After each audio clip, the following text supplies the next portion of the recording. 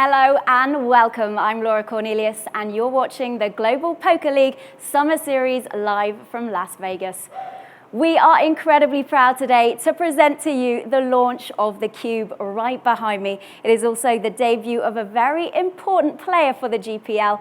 LA Sunset will be taking on the Paris Aviators in the first heat of live cross-conference action. We have three-time Emmy Award-winning actor Aaron Paul versus Fabrice Soulier, manager of the Paris Aviators. We're going to see a similar format to what we've seen online in the heads-up format. These guys will be playing in the cube, stood up, 3 games, and each game will be worth 3 points each. It's going to be an epic day. These guys are going to be playing soon. The GPL Summer Series starts now.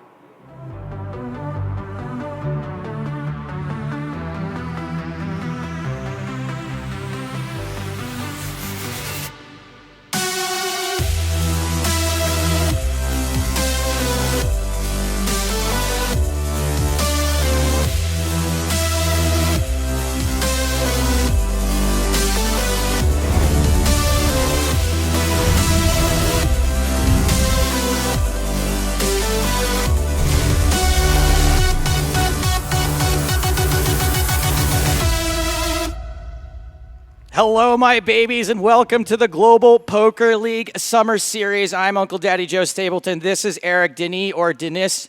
Danis? There's a million different ways. Depending on what side of the border we are on, we are here for the kickoff day of 33 days of live heads-up matches from Las Vegas. It is the premiere of the Cube. A 20-ton structure, Joe, and we're going to have combatants go head-to-head in it. We got to see it for a few seconds beforehand with Laura Cornelius. Just want to remind everyone, if you want to get involved with our coverage, hashtag your tweets GPL. Follow us at GPL, twitch.tv/GPL. Eric, tell us about today's match. Pretty important match for both of these teams, Joe. We have the LA Sunset, we have the Paris Aviators. LA just a few points out of first place in the Americas Conference. Paris in 4th place right now, trying to get ahead of the Hong Kong Stars. And it's the premiere of cross-conference play, so it'll be interesting to see what happens later on today. What does that mean, cross-conference play? For the most part, except for the Summer Series, the teams will be playing their teams in their own conference. So the Eurasian Conference only play teams in their conference. Americas do the same. However, in Las Vegas, we're going wild, Joe. Each team will be playing a team from the other conference for the next few weeks. It's World War Poker here on the GPL, and we should mention that this is an absolutely big deal to be kicking things off with here today. Captain of the Paris Aviators, Fabrice Soulier, versus Hollywood legend already, and he's like in his late 20s. Aaron Paul is here. Very excited for that. Before we get to that, let's take a look at some of the player stats by team, some of what's happened so far in the GPL. Eric, you're going to have to catch me up because, look, it's been a busy summer for me. I haven't had a chance to catch the 81 matches or 80 matches that have already taken place on the GPL. Let's take a look at Paris so far.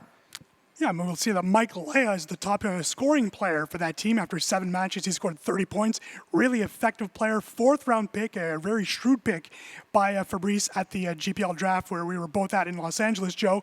You'll see that the total points percentage, which is by far my favorite stat so far in the GPL, this is the amount of points available to the player that they've actually captured. So Alexandre Luneau, who's played really well so far. Well pronounced, nice job. Thank you.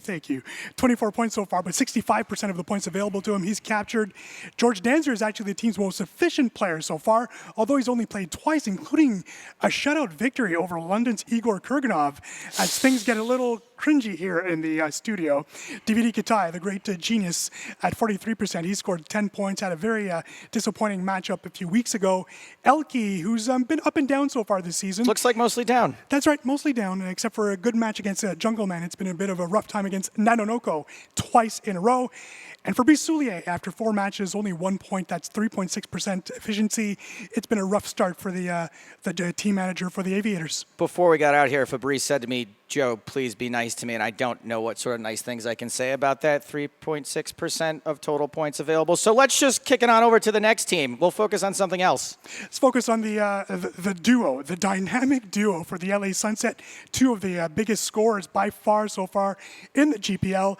Olivier Bousquet, who's just mastered accurate heads up. Shocker. Hashtag shocker. 6 matches won so far, Bousquet, including one in 6 max. He's played twice in 6 mats, has won one of those. Shocking that he's not won every single one of his matches. 61% efficiency rate, really a great start to the year. And look at Fedor Holz, who Joe had a slow start to the season, but as Fedor Holz has been doing so far in 2016, he's now winning everything. He's now up to 41 points. He's played 57% of those points. What's going to happen soon, Joe, is that the next players on this list, Chance Kornuth, Eugene Kachlov, Maria Ho herself, and Aaron Paul today, they'll need to catch up because Holtz and Bousquet are about to hit a wall where they won't be able to play anymore, as a max of 15 matches is available to every player. So I think Maria Ho, very shrewd move so far, playing the hot hands, but she'll have to do a few different technical alterations for the second half of the season. Well, there's only one player on that list who has the chance to catch up at all. That's right. Because there's only one player from the LA Sunset playing today. That is, of course, the star of Hulu's The Path, Aaron Paul. And I believe he's standing by right now with Laura on the floor. But before we get to him, we've got to talk to the manager of the Paris Aviators, Fabrice Soulier. Groundwork, but then it just goes. I am now joined in dark. front of the cube by Dark the manager place. of the Paris Aviators, Fabrice Soulier. How excited, first of all, are you to play in here? I am very excited. I am. I'm in Vegas. It's kind of a hometown for me, so I love Vegas. What aspect are you more excited about? Because obviously we've got the soundproofing, we've got standing up, playing on iPads. It's a completely new innovation. Yeah, maybe playing with versus Aaron is the best. And that. Is the best for me. No, but it's a super innovation. It looks wonderful, and I'm very excited to try it out. Talk us through the first 8 weeks of the Global Poker League, because the Paris Aviators came in flying high. You were leading the conference pretty much the whole way, but maybe a slight disappointment to come into the live action in 4th. Yeah, we had a very bad couple of weeks at the end, but we're still in 4th position, and I think I still love my team, and I didn't do very well in my previous matches, like you said, guys, and I'm here today to recover from that and to score some points. You want to prove yourself today? Yes. And let's, of course, talk about your opponent, Mr. Aaron Paul. He's on LA Sunset. They've got quite a sterling lineup, obviously, of pro poker players. It's going to be different, though, strategy-wise, I imagine, playing someone like Olivier Bousquet to Aaron Paul. How are you going to change up your strategy? I think I saw Olivier Bousquet coaching him earlier. So maybe it won't be that different. That was not such a good news. When I arrived and I see Olivier talking to him, I'm like, oh, no. So, I don't know. I play with no pressure. I'll see how it goes, and we'll adapt. Okay, well, best of luck to you. Thank you. And enjoy the cube. Thank you. Over to you, Joe and Eric. You may notice that there is a third person standing here in the booth with us. Today's guest commentator, Olivia Barry, manager of the London Royals. Liv, do you have any initial thoughts about today's match? I guess for the players, this is a pretty overwhelming experience. Not only are they the first ones doing any live matches for the GPL, but they're the first ones in the cube playing this specific format. So not only have they got to be thinking about their actual poker, but they've got all these other weird dynamics going on. So I don't envy them. Have you been inside the cube at all? It's pretty interesting from there. And Eric, I think I have the stats right in the cube. When you're in there, you can't see out. That's right. People can see in, and you can't hear anything either. And just in case, everyone's going to be wearing these noise-canceling headphones that sort of play a little bit of music, a little background noise, and so the players can hear each other. Right, they can hear each other, and that's important. That's really part of the fun as well. They'll be able to trash talk all they want, but they won't be able to hear the massive audience cheer from Liv Boré and others. So we've got the premiere of Aaron Paul and the premiere of the cube. Now, Liv, I wanted to get your expert opinion. Which do you think is Aaron Paul's best role? Do you think it's his role as Todd Chavez and BoJack Horseman, or Eddie Lane from Hulu's The Path? Yeah, I mean, obviously those are the only two to choose from, right? I mean, yeah, well, I don't think he's ever done anything else. So, yeah, I guess BoJack Horseman, you know. I mean, hopefully his role here in the GPL will be the thing everyone remembers him maybe for. his breakthrough, you know, after that. memorable role, yeah, sure. We're going to get to Aaron in just a second, but we did have some more stats to take care of, a little more house cleaning here, GPL-wise. That's right. I thought with Liv in the booth, it's always great to talk about team managers, and there's 10 of them playing in the league this year, and Olivia is one of the top managers, so let's flatter her a bit. Anatoly Filatov has been doing really well for the Moscow Wolverines. It was a tough week 2 weeks ago. Other than that, Filatov has been running rampant so far in the league. And look at Ms. Boré, who's sitting in second after only 5 matches played. She's won 3 of those. 3 6-max victories for Liv. That's 24 points. That is a great rating, Liv. Congratulations on that. Max Pescatore Tesori, who's played a bit more than he wanted to. He had to replace a few players a few different times where players were unavailable at the last moment. Fabrice Soulier, I think we're going to see a bit more from him this summer, of course, just a great player to see there. And then if we look at the bottom half, that's where things get a little tricky. Marc-André Ladouceur, who's played a few times, had a really bad start in Six Max, and only a day later had to play Olivier Bousquet heads up. So it's been a little rough for him as we still look at the top contenders here. But we noticed, we've talked, Joe, a few times about Soulier. After 4 matches, only 1 point, and I really do think today is a day that he needs to rack some points up because, as Liv probably knows, it's going to get there's a little pressure on those managers to score some points. And even though I would love to give all the due to the managers here and the manager playing in today's match, I think that really, other than the Cube, the real star here, Aaron Paul. Everyone's very excited to have a mainstream celebrity here in our midst. And right now, he is standing by with Laura Cornelius. I am now joined by LA Sunset wildcard Aaron Paul. First of all, though, before we talk about the poker, let's talk about some of the filming that you've been doing, because you're extremely busy. You're heading off tomorrow to do something, I believe, and you're also bringing out a film next week as well. Is that right? Yeah, you know, I head back to New York to start up the 2nd season of The Path, which is this new Hulu drama I've been working on for this past year. And so yeah, it's a pretty heavy show. I'm excited to get back to work.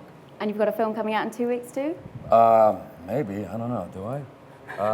Yeah, I have a bunch of random little small indies that come and go throughout the year, but yeah. And let's talk about the poker. So your love for poker, where did that start? How long have you been into it? What made you get into it? And why did you want to join the GPL? Oh my God, I've been playing cards my whole life, but really, started taking poker very seriously maybe about 12, 13 years ago.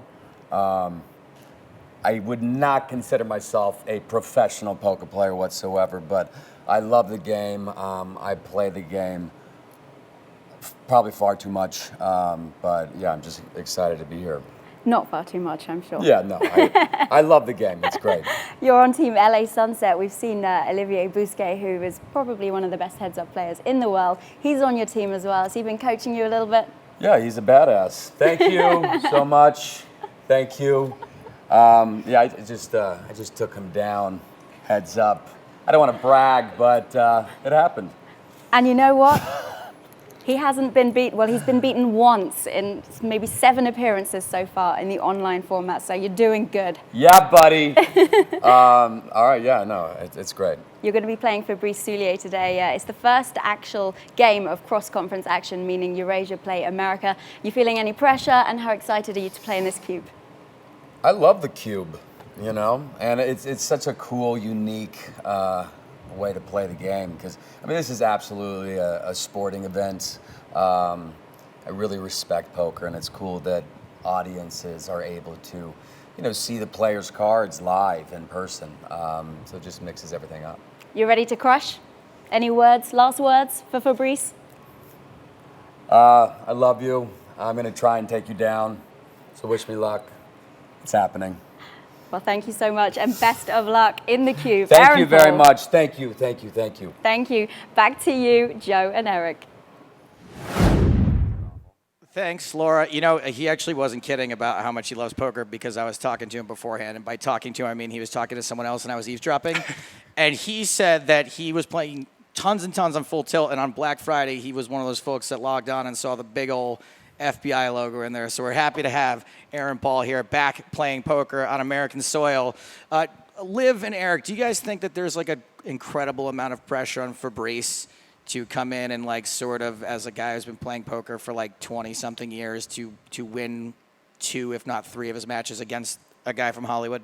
Yeah, for sure. As any sort of veteran pro poker player, you have certain expectations of yourself. Other people have expectations of you.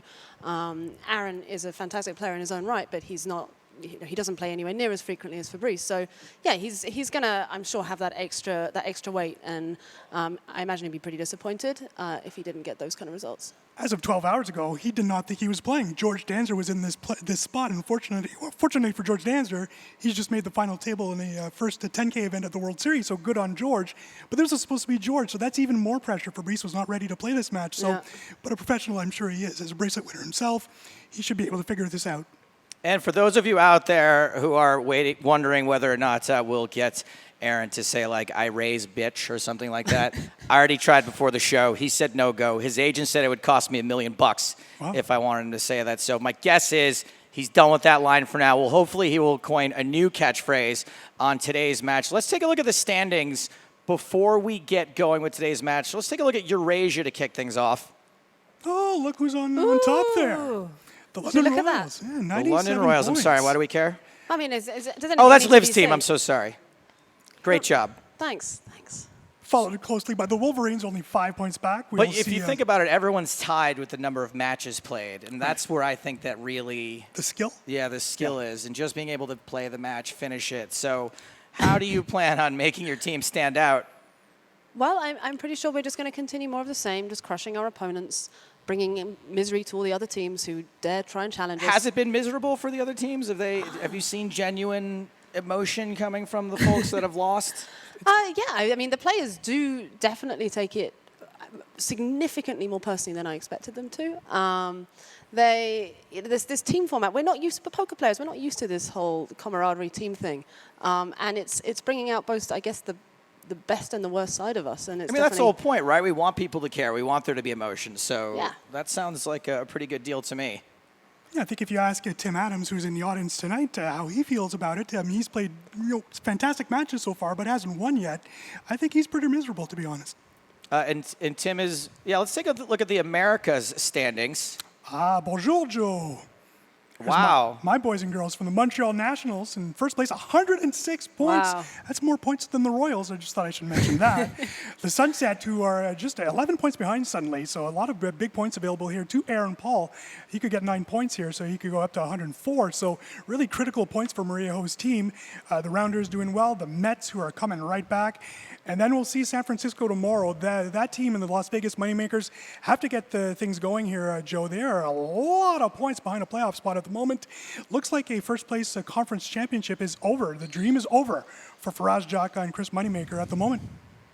Wait, it's over, or for real I mean, over? mathematically still available, but I mean, they're going to have to start to win a lot of matches. The shocking part for San Francisco is that their bottom 3 players are Galfon, Jaffe, and Anthony Gregg, which makes no sense whatsoever. So I'm sure they'll have a better second half, but it's been a rough first half for the Rush. So we've got 33 matches coming up here in the Summer Series. About how many matches per team each is that? Each team is going to play 6 times, once against the member team in the other conference. So 6 points here.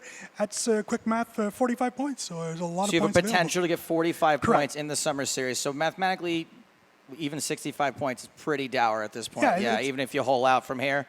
Let's take a look at the top scorers for the league thus far. And we saw him here earlier today giving some last-minute advice to Aaron Paul. Olivia Biscay is leading the league as a solo artist, 42 points in 8 matches played. Fedor Holtz, 10 matches played, 41 points. And you said, Eric, that there's a limit to the number of matches a player can play in a league? Right, mathematically, every player will be able to play 15 times, and after that, they won't be able to. So Fedor will have to play a little less in the second half. Good news for him, there's a $300,000 tournament he can win somewhere around the world. So he'll be fine. I think it's interesting to see Nanonoko, who was a wild card pick, just doing so well for the Hong Kong Stars. He's been definitely one of the stars of this league so far. The Twitch chat loves themselves some Nanonoko. He's had some great matches against Elky and Jungle Man. I think he's now contractually obligated to play people with nicknames, so we'll have to find those for the next few matches. But Nanonoko, revelation so far, and for the Hong Kong Stars. I mean, I'd love to see a nickname for everyone in the league by the end of all this. I mean, that's what we're trying to do here. What's mine? What's yours? Yeah. I don't know if I can say it right now with all the turmoil in there. I'll come up with a good one for you. one that's PG rated. Have you ever had a nickname in your life? I was called the Iron Maiden. The for a Iron while. Maiden, that makes It's sense. very apt for my Yeah. I mean, heavy metal passions. I'm willing to stick with Iron Maiden for you. Liv is her nickname. Technically, yeah, Yeah. but it's a bit, come on. It's a bit boring. It is boring. Okay, agreed. How about Stapes? No, don't worry about it. It's fine. That was going to get me No. into a lot of trouble. Yeah, it's fine. Mrs. Stapes, it's fine. Don't worry about it. We're just going to make things real awkward here on there. We are waiting for things to get underway. We're going to have play underway in about a minute. Liv, if you are Aaron Paul, Yep. any sort of basic strategy that he can employ? I mean, I think generally speaking, if you are a less experienced player than your opponent, then and you're playing heads up, it's in your advantage to play a slightly more high variance style. So try and actually play bigger pots, because the bigger the pots you play, then the less hands you have to play. Sure, okay. So reducing variance a little bit, and conversely, Fabrice, I imagine, would probably try and do the opposite. All right, let's go over how things are going to work really quick, too. Just one last time. 3 games between these two guys today. 3 points up for grabs in each of them. There's no overall best 2 out of 3. We're not looking for anything like that. Each player starts with 50,000 in chips. Blind start at 2 and 400. And I believe we are ready to kick things off from the Cube, live from Las Vegas, the GPL Summer Series match number 1. Let's do it.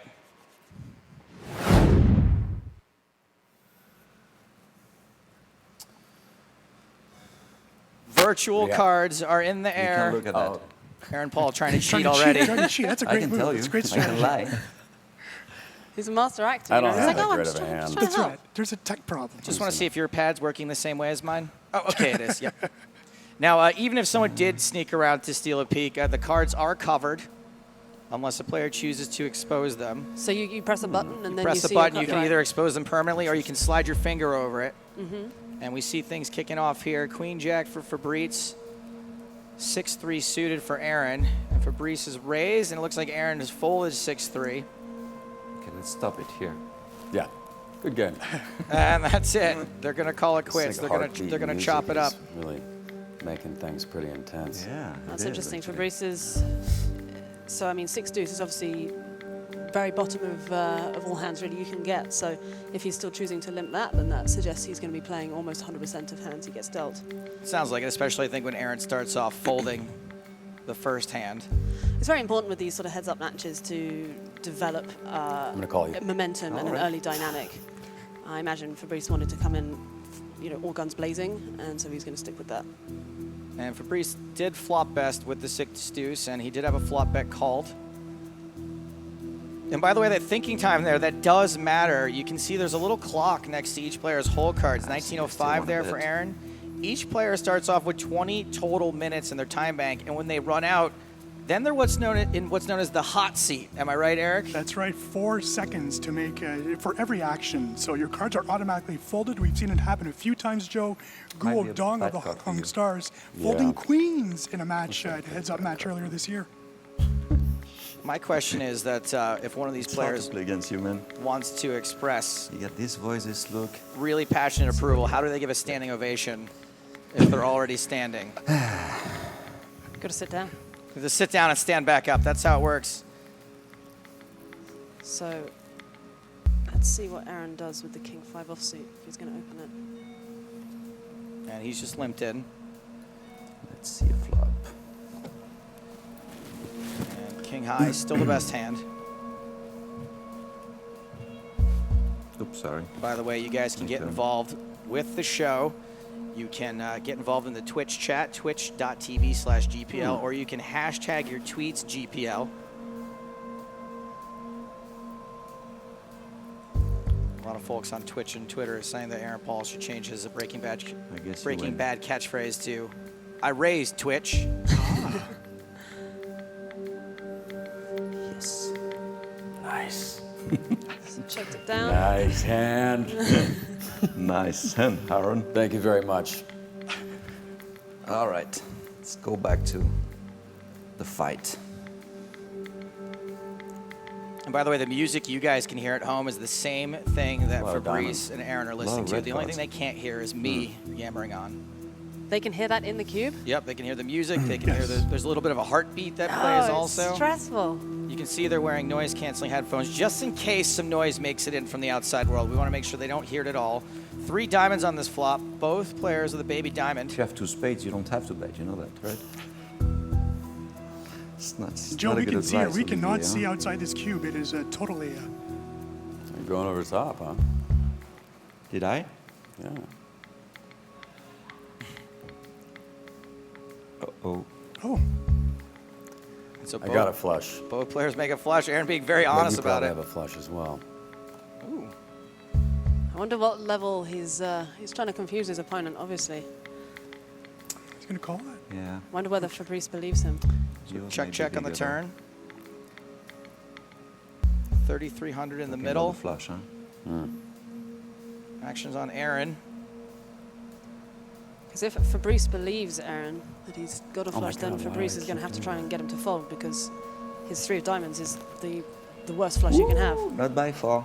You got it. And Aaron, I think, checked by accident. He said, why did I do that? So I think that he Yeah, we meant have to to bet get there. Used to it. He did win that pot at Showdown with the slightly better bad flush. So, Let's see how he plays his Lines big are up. hands. This is the Oh. biggest, Yeah. best 2 starting hands we've seen so far for these two. okay, he raised. And so I got a chance to play with the pads a little bit beforehand. There's a couple different ways you can raise. Jackpot. You can move the slider bar, like a lot of people are used to. There's a number pad where you can punch in an exact amount, and there's like a few common bet sizes. There's like quarter pot, third pot, half pot, full pot. Right. And I noticed that Wow. Aaron is a slider guy. Ah, Really that's doing actually that? good to know. Good hand. I mean, that can be beneficial, obviously. You It gives you a still- bit more room to maneuver. What's that? Did you maneuver bluff but me? Maybe a little bit. Not really. I don't okay.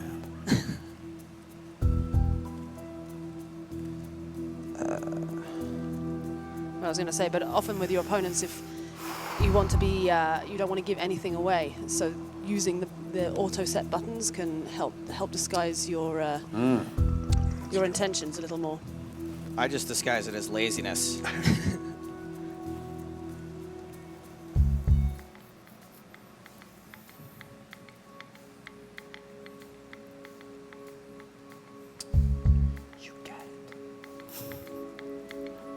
Little known fact that although Aaron is an Emmy Award-winning actor, Fabrice is a award-winning producer. Produced a show called Un Gars a Guy and a Girl, which was one of a huge sitcom in France. Well, he certainly hasn't been producing as a GPL player, that's for sure. Ouch. Ouch.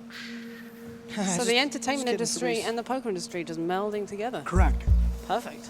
And the sports industry. And the sports Look at this. industry. Like, You we're know, just I- the pinnacle of everything. You know, I Having fun. once had a speaking line on Mad TV. So, I mean, really, all the big stars are coming together. Cool story, bro. Will Sasso and Joe Stapleton. Yeah, he's all right. Nico says Intense. standing poker Yeah. seems wrong. I don't know. I like it. Yeah, Love I like it.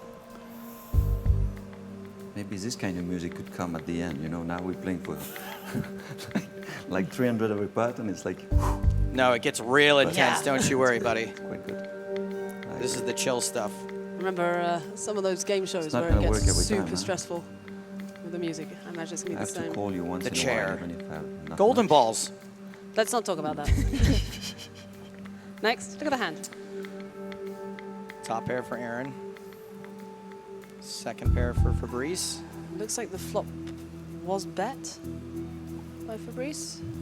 Do you think that maybe sometimes a pro can be at a disadvantage playing heads up against an amateur because they're not going to be playing river. game theory optimal? They're not going to be playing as many hand like two hardcore pros playing heads up or playing every hand together. You have to like sort of overvalue your hands compared to if you're playing 6-handed or like 8-handed or whatever. And I feel like amateurs are going to not play that same way. Do you think that might make it harder for Fabrice or easier? In the very beginning, until you get a handle on how, you know, sort of how suboptimally your opponent might be playing. Good. You know, sometimes they play too many hands, sometimes they play too few, Before. to what you would expect. I'll so know that, huh? You wouldn't lie to me, right? Aaron know that. did I had a little something. Okay. win I that had a pot, queen. folded on the river. I didn't have a straight though. Queen was good. But yeah, just to finish that up, if you until you've gotten a handle of what your opponent's doing, who might be a complete amateur, then it's a little tricky because they're going to do a lot of unexpected But things. once, like the Borg, once you assimilate, Once you've gotten an idea of where they're kind of going wrong, deviating too far from game theory optimal, then you're going to be just printing money against them most of the time. Decrypt Me on Twitch says Aaron is on point. He is paying attention. It's important to note that Aaron is taking this very seriously, guys. It's not because he's an actor. He's not doing this for fun. Doesn't want to be humiliated, He's of course. super competitive. He very loves intense. he loves his Lines are poker. up. He's ahead right now, and as Fabrice has announced, blinds are up. Yeah, I think Aaron's won, what, about 7 out of 10 Yeah, pots. I'd say so. Once again, having the best hand right now.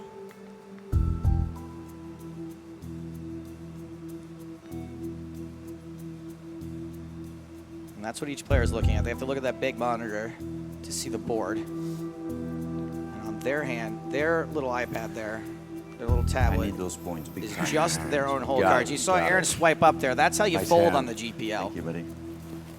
As Aaron gives that pot up. No shuffle, no deal. Cards immediately back in front of these two. 4-minute blind levels.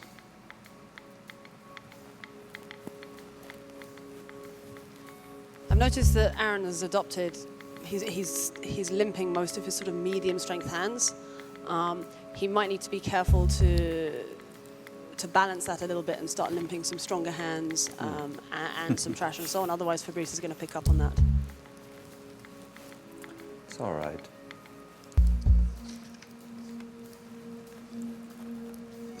I heard Fabrice Soulier is a huge BoJack Horseman fan. Oh, is he really? Yeah. The one you were looking for? Fantastic. He watches it in French, though, so Aaron Doesn't Paul's hurt not even me. on it, which is weird.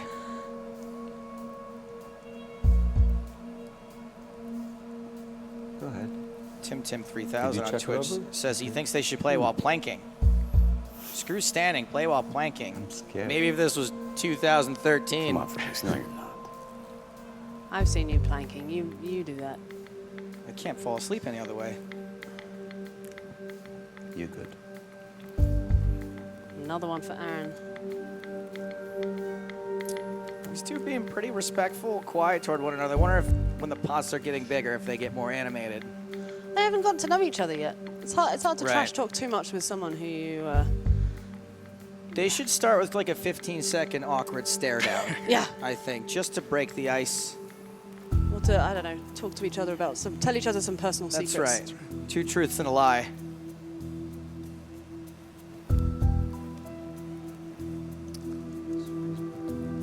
Aaron with 2 pair, Fabrice with a gut shot. Yeah, this could get pretty dirty. You can let go once. No? Oh, wow. And if anything, it's just going to get dirty for Fabrice as Aaron fills up on the turn. So I wonder if Fabrice is going to bet this again. He's staring down Aaron, trying to get a read. See how Aaron works that slider bar. 4,900 in the middle. Aaron bets right around half You pot. get it. And Fabrice gives it up. I'm easy. No, that's what she said, Liv. Grow up, Joe. Why'd you write it down?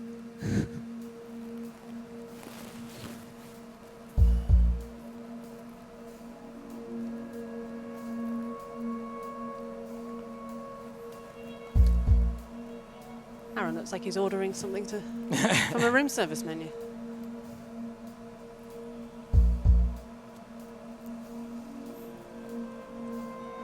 We are moving on. That little ding here every time, there's an indicator to let you know it's your turn, but unfortunately we pick up both of them. So it's always someone's turn. Fabrice Hard to win a out-flopping pot Aaron. against It's you, really huh? interesting. He's playing literally Just 100% one. of hands. Did I win one? Yeah, I did win No, one. you've won. Won like a couple John of Paul them. the Great on Twitch asks, Stapes, how's the air quality in the cube? That really Fascinating. depends on what these guys had for lunch. Awful. Thank you, thank you, thank you. So you got another one, bud? Yeah. Good fold, though. Oh, wow. Oh boy. Oh, fireworks. We've got our first legit cooler hand. Ace-King suited versus Ace-10 suited. Aaron Paul min raising. Blinds are 500 and 1,000 now.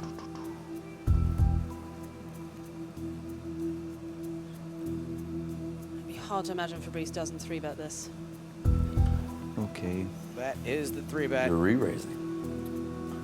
We have to make things serious a little bit. Huh? It's been like... You like Fabrice it? acting like, it's just time to play a bigger no. pot. It has nothing to do with my big suited ace. It'd be very interesting to see whether Aaron decides just to call this or makes to it hard to play for me against you. raise I it feel like in back. Breaking Bad, and you're like, you're like, shit. All right, I'll call. 4-bet gets a call. Biggest pot so far. Oh. And Fabrice hits his 10. Just smooth check it over to me, huh? I do have to. I respect the raises. I respect you. But I'll check. It's an understandable check by Aaron. Oh wow, he turns the flush draw. So all kinds of outs for Aaron. I have to bet here because it's not going to be much, just because I really think I have the best hand here. Okay. Might be wrong though. But He does have the best hand, but he doesn't want to give if he makes it small, it's going to be a super good price for Aaron to call. Yeah. Yep, it was a small bet, 2,900. Wow, really small bet. King on the river. So Aaron gets there, but not really one of the draws you were expecting him to get. And Fabrice is checked. Oh, you checked what it? What do you do here, Liv? You just check behind Interesting. and take the showdown? If you're Aaron, I think you Makes have me to, think you want have to me go to for bet. some value. no, I And wouldn't. then you're gonna over. No, I wouldn't do that. Overbet me. No. I'm not sure if I have the best hand. I'll just check it and let's just see what I'll happens. probably win if you check. You do Oh, not wow. win if he checks. 12,000 chips shipped over I didn't know what you had. to the I Hulu bet too star. small on the turn. I kind of misclicked it. We could hear Sorry. moans and groans from the audience in this hand, and it was great to see the players not react. Obviously, they cannot hear a single thing.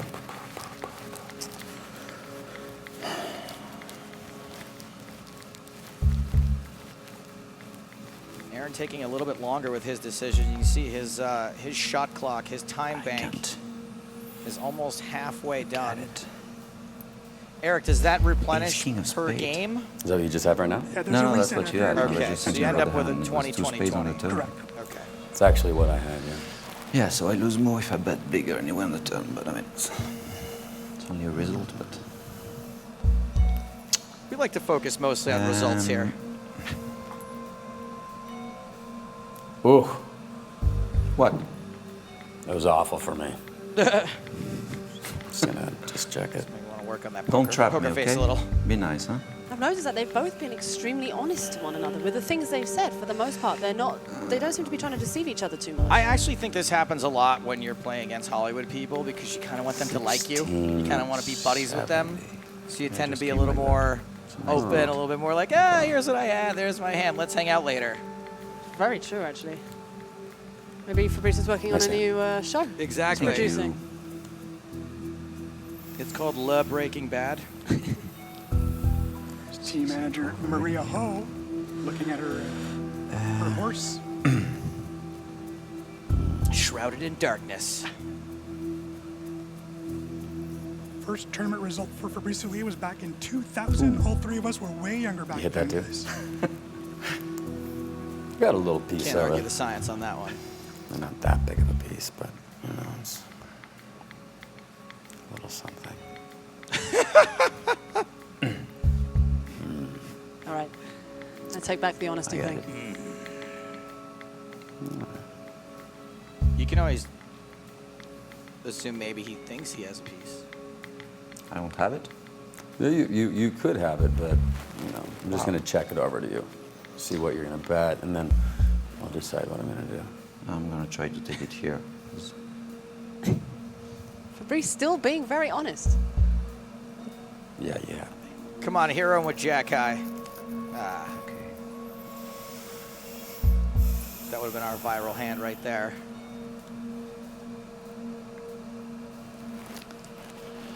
Looked like an insta raise from Fabrice. Aaron 3-bet. You get it. Horrible hand. Very bad cards. What is that? You and I should play like this at like our home game. For real money? Yeah. No, you beat me too much. Let's see if I can beat you one game first. I didn't know they No, lived this together side, even. okay. That's a bizarre revelation here. These two? Yeah. You just said we should play like this Yeah, at you home. mean with the music and everything, we'll play home game? Yeah. That'll be fun. They're probably gonna sell the cubes, like, you know, like for home in a few years. I've already put down a down payment on mine. $17,000 down payment. That'll do it.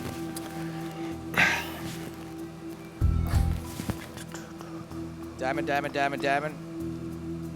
Aaron with the suited Broadway. Limson. Again, I would like to see Aaron starting to raise some more hands like Yeah. this. Wow. Did you hit some hearts? I do have one. You do? Oh, it's not there yet, huh? Only 2. You need 5, huh? You got it. No hearts. I got no heart at all. No hearts. Look how happy Aaron Paul is, huh? Big sweetie.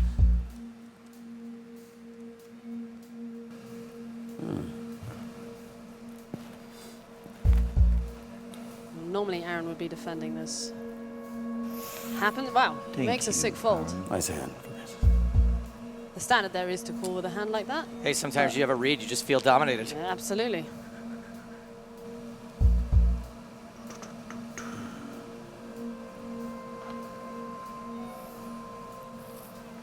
We're on hand number 23.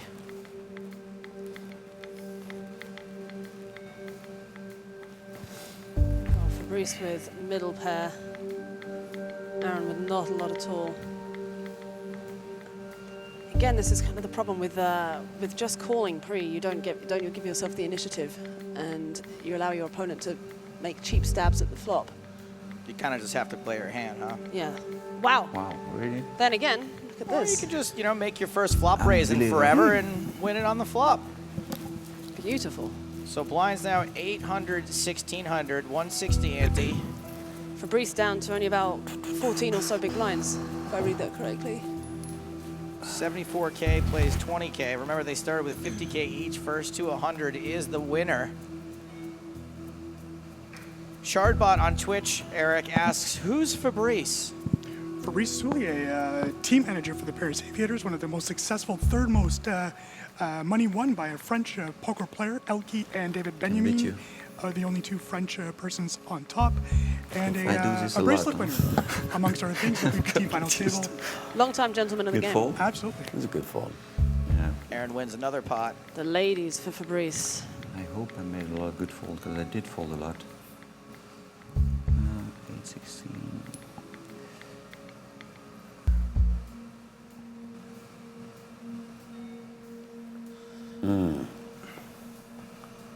Okay. Take it.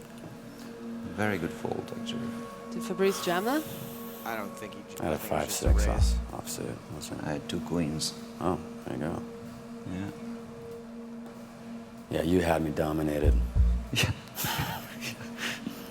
Fabrice limping in with Queen 9. Once again, Aaron dominated. But Aaron is raising. All right. Well, now, of You course, have a piece of that? Well, yeah, everyone's got a pair of aces. Aaron has more aces in his range than Fabrice. You would expect Fabrice not to be limping many aces on his stack size. So I would like to see Aaron make a stab at this because his hand should be stronger. There's the Can do it, stab. Aaron. And Fabrice folds. Can do it. Delayed c-bet, beautiful. And the very intense Aaron Paul is pulling away here. 80,000 plays 17,000 in game number 1. This time it's Aaron's turn to dominate. Oh, wow. That is That's something. that is something. I wonder if he's balancing his...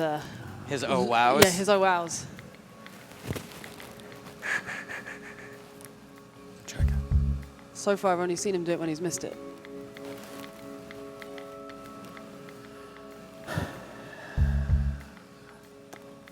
You got the king over there, Fabrice? I wish. Interesting. I'll check it. Of course, the only way Fabrice can win this is to bluff. He chooses not to. Thinks Aaron's too strong to fold. Aaron goes for showdown. You got it. You're going to win this with queen high. And just another Thought you were pot trying to shift trap Aaron's me. direction out. If Fabrice can stretch this out a little bit longer, we do see that Aaron is running I got out a of great hand time right now. in his time Do you? bank. I mean, it's pretty great. I mean, that is definitely a thing to consider. The audience knows. You can see. Oh well. Do I have 14,000 in chips? For real? It's Bercy says, holy, Jesse can cook and gamble. Dia Seguinte on Twitch says, some good plays from Aaron. Kind of surprised. Sorry, I have to do it. And Fabrice is all in. Ace-8 suited. It has to hand somewhere, right? An all-in and an apology. Yeah. He knows he's I'm not all playing in. for the Canadian team, right?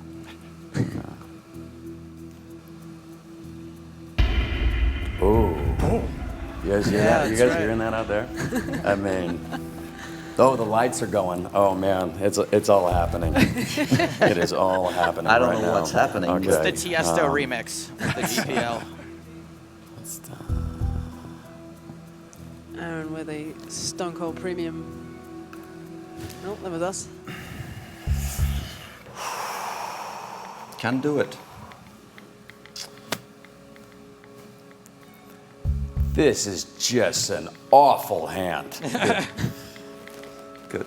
I would suggest yeah, folding. I mean, I don't want to even play it. Good choice I'm again. gonna just fold it. Mine was quite Fabrice greedy, now, actually. oh wow, this, Uh, if Fabrice jams this, Yours was good. Yeah, it was he good. mathematically Yeah, should. that's really good.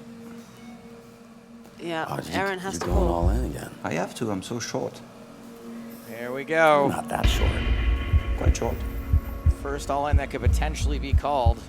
This is where the experience really starts to matter with the short You stack have plays. something? I mean, I have an ace-6. Ace or 8? Ace. Yeah, I mean, I think you probably have an ace, maybe ace-8. Incorrect. Yeah, it's It's a tough call to make when you don't play all the time. Absolutely, that's the thing. I mean, when you don't have the happening out experience there? playing heads up, it's really hard to know. So what we might know it's an easy call, but if you've not had this experience before, then it's really tough. And And you are going to be A6 is a crappy ace. You are going to be to wake up, dominated you know, some I of the think- time. Absolutely. I'm a little jet lag. I fell asleep oh a wow, little you're bit. just it's an all-in game for you right now, huh? All right. I mean, it's not just, it's my hand. Yeah, no, I see right through you, Reese. I can tell. Right I can through tell. you. I mean, He cannot see through the it's cube. ridiculous. You can see through You're Fabrice. walking over me.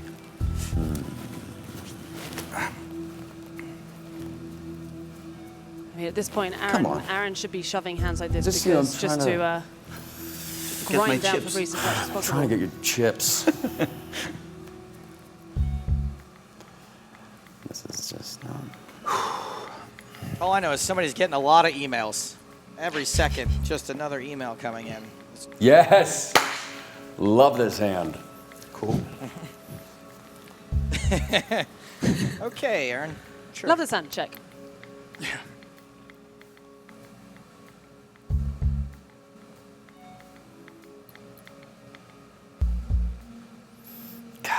Actually, it works pretty good. It's a good strategy. Thanks. I was about to say thanks, Olivier, but I don't So you think can it's rep a hand by betting, or you can rep a hand by being like, yes, I love this hand. It's pretty Exactly. Good. This is my hands. So I can't. Blinds now 1,200, 2,400. Ante is 240. We're at hand number 38 of this match. I'd like to tell you how many big blinds Fabrice has, but 24 to 15K. It's virtually impossible to calculate sure. that number of. Sure. Oh, so yeah, you're it's about- talking it's about about the five. check button. five-ish, Okay. more. Okay, cool. Yeah, I didn't see that over Yeah. there. Bottom Little right-hand more. corner of the. Yeah, That's yeah, cool. yeah. That's cool. Check. You finally I saw thought it. they eliminated that from this option of poker. Okay. You can use it again. It's very hard for Fabrice No, you to can bet. really It's bluff much. What? Wow. Not going to have the chance to bluff. You really do it?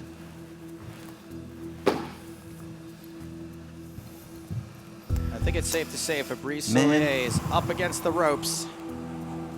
How do I do that? Nearly an 8-1 lead for Aaron Paul. Mountain. I can't, Aaron. I hate it, but I can't. Okay, buddy. You got it. Good game. You had me dominated, Fabrice. Yeah, I think so. Correct. Good read.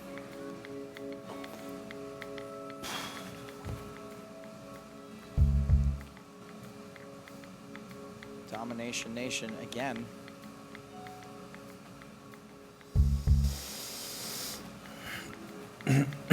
When do you start jamming with hands like 7-6 suited? What I would actually have done there is defend it. Good pressure. Just defend, good just pressure. take it. And then there's a lot of flops that you connect with in some way Rematch. that you can then jam and you get a little bit of extra fold equity. Like a Is that modern day same stop hand, and yeah. go. Yeah, there's actually a lot What of was merit that? to that Same Jack when you 10 have some of spade. these really short stacks. And Jack 8.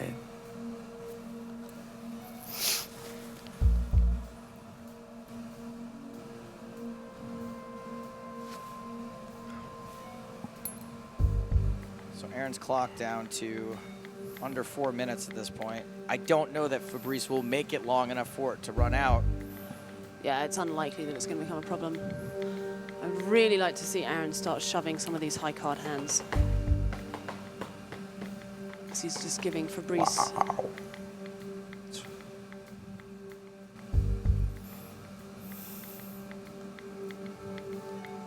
You heard that, right, Aaron? What? That you have to go faster? No, you did, right? No, I was just checking because you didn't realize. Trying to. He's a pro. Well, this Does not is going to react. be it. This has to be it. Fabrice all in. Jack 4 offsuit. There's the call from Aaron. King I high had to. flop, ace on the turn, 7% chance for Fabrice. Match number one, excuse me, game number one goes to Aaron Paul. That's 3 points to the LA Sunset. Maria Ho cheering on Aaron Paul. That's so expensive. Please don't do that. Be careful, please. Are we allowed to go out for a drink, you think? I think so. I think this is when we start drinking. That wall is worth nearly what Aaron got paid to be here. So dry in there, right? Yeah, it's hot.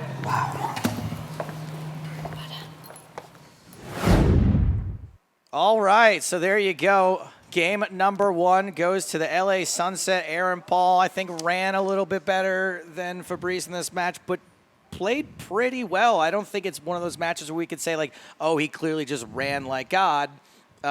Maybe a little bit more weighted toward Aaron, but in general, he made good decisions most of the way, yeah? Yeah, he made a lot of good plays. Of course, we saw that pivotal hand with the ace-king against ace-10. That was when we saw the largest chip movement, really, between the two. But yeah, it was an interesting dynamic between the two of them. There's a lot of speech play, a lot of honesty from both players, more than I would have expected. So I'm really excited to see how they adapt to that moving into the next match. Yeah, I think we see things sort of moving, and hopefully this is one of the goals of the GPL toward like making poker more of a social game again. And it's not always so much about being in your own head; it's sort of about having fun. And there's a lot of fun you can have, you know, by speaking your mind a little bit, by saying sort of by wearing your heart on your sleeve slightly. It's not necessarily Not like, as much as you, but not as much as me, but you know, somewhere in between, a happy medium. Eric, I saw you furiously doing research. That's right. During that match. Yeah, it's pretty amazing that here Aaron now moves ahead of Maria Ho for the team in scoring, but also the fact that these are 3 big points. It's 98 points for the LA Sunset. Liv, we talk a lot in the booth, or actually with the boys in studio. Those first 3 points seem to be crucial in heads-up matches.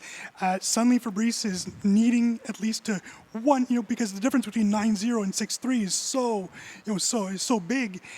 What do you think? At this point, I would assume that Fabrice is now very nervous, and Aaron might be feeling great about winning this first game. yeah, I mean, heads up is a lot about momentum. I mean, poker is in general. There's always got to factor that in there, and having the momentum in a situation like this where you've won the first match, that's a big. Our worst nightmare in something like this is to go 0 for 3, and Right. to lose all 3 matches. So having that monkey off your back already is going to be a huge booster for Aaron's confidence, and similarly quite a dent for Fabrice. So, yeah, I think we're going to see perhaps some more. Yeah, hopefully some more confidence, some more creativity from Aaron and Fabrice. Well, let's see how he responds to it. Now, not to bring up something uncomfortable, Joe, but there was a few weeks ago where Igor did lose 3-0 to George Danzer of the Paris Aviators. Is it true that we didn't see him for a few weeks because you did suspend him from GPL action? I believe that was That's right. He rumor. was locked in the cage. I have That a cage doesn't- for bad London Royals. That doesn't really sound like a Poked him punishment with some to me. sticks. Well, yeah, anyway. You know, Joe, earlier this year, Justin Bonomo did say that he would get whipped by Liv if he didn't win his matches. So, Hey, look, what the might wanna London give someone Royals incentive do to win. privately That's is our own thing, you know. I mean, with the Danza matches, I was very happy actually with Igor, with how he played. He just was on the wrong side of the deck basically the whole time. George played great as well, but sometimes there's just not much you can do. But that said, I still expect them to win. You know, there's only so far that excuse goes. Liv, if you were going to give some advice to Fabrice for match number 2, game number 2, what would it be? Advice to Fabrice, I would, if I was him, carry on applying pressure. He's definitely been playing, you know, basically 100% of hands from the button, and I think he can start, particularly when it's short stacked. I think we've seen Aaron's not calling as wide as he should, and so he could exploit that quite a bit. All right, well, we're going to leave that up to Fabrice to exploit. We would like to take a moment right now to speak to our first game winner, who's standing by with Laura, Aaron Paul. Hello. I am here now with the winner. Aaron Paul, first 3 points go to you. Congratulations. How's that feeling? It's great. Yeah, it was fun in the cube. So much pressure from this guy. You know, I have such respect for him and his game, and so it was a lot of fun. How was it in there? Because you can't hear anything that's going on out here. You can't hear screaming, No, shouting. you can't. You literally can't hear anything, and so all you're hearing is this really intense, Braveheart-esque music with heartbeats. It was romantic in a way. Oh, I love this. We're starting a relationship between you. Yeah. Fabrice, you got 6 more points that you can make. Are you going to do it? I hope so. I hope I make at least 3. You know, he's a tough opponent. I'll give you 3 for sure. Thank you. Sure. No, I said to her in the beginning of the match, you know, you're not supposed to win here, but I think he still wants to beat me. You got to remember he's been getting lessons from Olivier Bousquet. I know. Could you tell? Love you. I know. I think he played okay. I mean, it's hard to adapt in this cube. I'm not going to find an excuse because he was in the same situation, but it's very dry and it's very. Yeah. It's like the sound and everything you like in an aquarium. It's so intense. It's in there. very, very intense. Yeah. So and with this look, you know, you feel like Breaking Bad is gonna. I don't Oh, know. stop that. Don't start making any meth in there. Stares Yeah. at me all the time. Yeah. You were almost into hot seat mode. I don't know if you were aware of that. You had 3 minutes left He on kept- your Oh, Oh, clock. I saw the clock. He Saw kept the staring clock. at me. That's why. I was like, Yeah, I guess. trying to I hide. don't know. There's no place to hide in this cube. I just, it's, Are you more been- prepared for this next one? I hope so. Just do what you did then, I think. Yeah, I think I'll be all right. Could you pick any tells from each other? Did you pick up anything off of me? I couldn't say yes because. I honestly have no idea what I'm doing in there, so Not much. yeah. Not much. He Well- kept baiting on me and it worked. Maybe I make a pair or 2 next time. I'm excited anyway. Next time is going to happen very soon. Round 2, the next match. We already have the LA Sunset, Aaron Paul with 3 points. There are 6 more points available. It is back to the desk to you, Eric, and to Joe.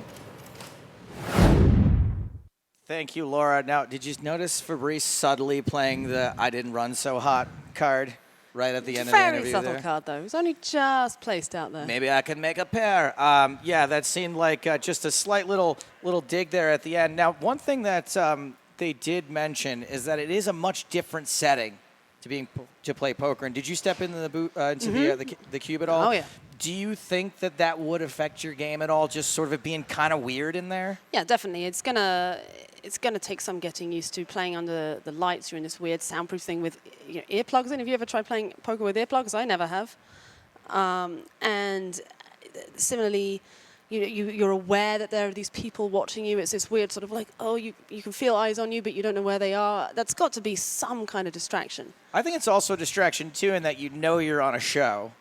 And you're supposed to sort of be entertaining, but it's kind of weird being face-to-face with somebody. And so I think a lot of the time when you said they're being honest or whatever, I think you feel like you want to say something, like it's super, just standing there like super awkwardly pressing things on an iPad. I think that maybe that awkwardness might force people. You know how like when you're in an awkward situation, sometimes you say a little more than you should? Right here, guilty as charged, happens to me all the time. And I think that's sort of maybe what we were seeing in there a little bit. Yeah, I mean, and also you tend to, we've almost saw a little bit of self-deprecation from both players, more than you would expect. And again, I think that's a sort of natural reflex to do when you're in this stressful situation. And I mean, that's a lot of pressure on them. Yeah, do you think that some of the other guys that we've seen come in here and girls that maybe have like a little bit sort of puffed their chests out a little bit, I'm the best, that once they get into the cube, that may change a little bit? Like, do you think we'll see the same amount of bravado from some of those other players? I think we will see it from some. I know I would expect to see that from my team. Yeah. I want to see a lot of chest puffing from them. I think we're all going to have an advantage because we're not the first ones doing this. You know, most of the players are going to be watching this match, getting an idea of how it works, seeing the dynamics. And now for us, it's not so much of an unknown quantity, but for these guys, they really are. They're just they're the front runners. They're the gold rush guys. It's hard to be. It's hard to be a pioneer. That was the word. Thanks, Joe. It's okay. Words are hard sometimes. I know. I struggle with them. Eric, anything you noticed? Yeah, I mean, actually, I'd like to get Liv's comments on the London Royals. They make their debut in the Cube on Wednesday, and it's none other than Chris Moorman in the Cube. It's a little unfair that the master of online poker will get to play in a Cube, which is sort of an online poker setting. Is Scott Ball in for a beatdown of his life? I would like to think so. I mean, I would consider him the favorite. He's the most winning online MTT player of all time. That said, I wouldn't call the Cube strictly. It's a hybrid between live, online, Who Wants to Be a Millionaire, you name it. It's definitely not an MTT. No. And so I think they're both going to be, again, under pressure, put a little bit out of their comfort zone. That said, Chris is very good. I mean, he's been on the big stage playing poker. He's final tables of main events and so on. So I think he can easily handle it. And similarly, Scott, I mean, he's worked with sort of tech, and he's very familiar with broadcasts, so he should have that a little bit under his wings. Can we talk about Scott Ball a bit? Because I really do think he was... Ball. Yeah. Sorry. There was maybe disrespected when he was named as a wildcard pick, but he's the top scorer for the Las Vegas Moneymakers, which is obviously an issue. You don't necessarily want your wildcard The pick to Raptor be... you didn't even know was there. That's right, but he's been playing really well, and he's taken this very seriously. He's playing a ton of poker. So maybe talk about a player that might feel disrespected, how that player gets to adapt, and maybe Chris Moorman might take him a bit, making sure he doesn't take him lightly in the Cube on Wednesday. Oh, yeah. I mean, I played against Scott personally, and I played against him in the WPT in California a couple of years ago, and I didn't know who he was. I assumed he was just some random amateur, and he played really well. Like, his thought process is good. I mean, he's a student of the game, and he's semi-professional at the very least. Yeah, I mean, I'm going to have a chat with Chris beforehand. Don't underestimate him. Try and watch some of his previous matches, get an idea of how he plays. But that said, I'm pretty sure my boy's gonna steamroller. We love it. Can we talk about edges in heads up a little bit? You know, there's a little bit of debate over like what, in your opinion, is the biggest edge anyone can really have in a heads up match, and then. Second part of that question, what do you think the edge is here between these two? Well, I mean, in heads up, it's entirely a function of stack depth, length of blind level, and so on. This stack depth, this blind level. In this specific What is format, the worst heads up player in the world? Me. In the very versus worst, the best heads up player in the world.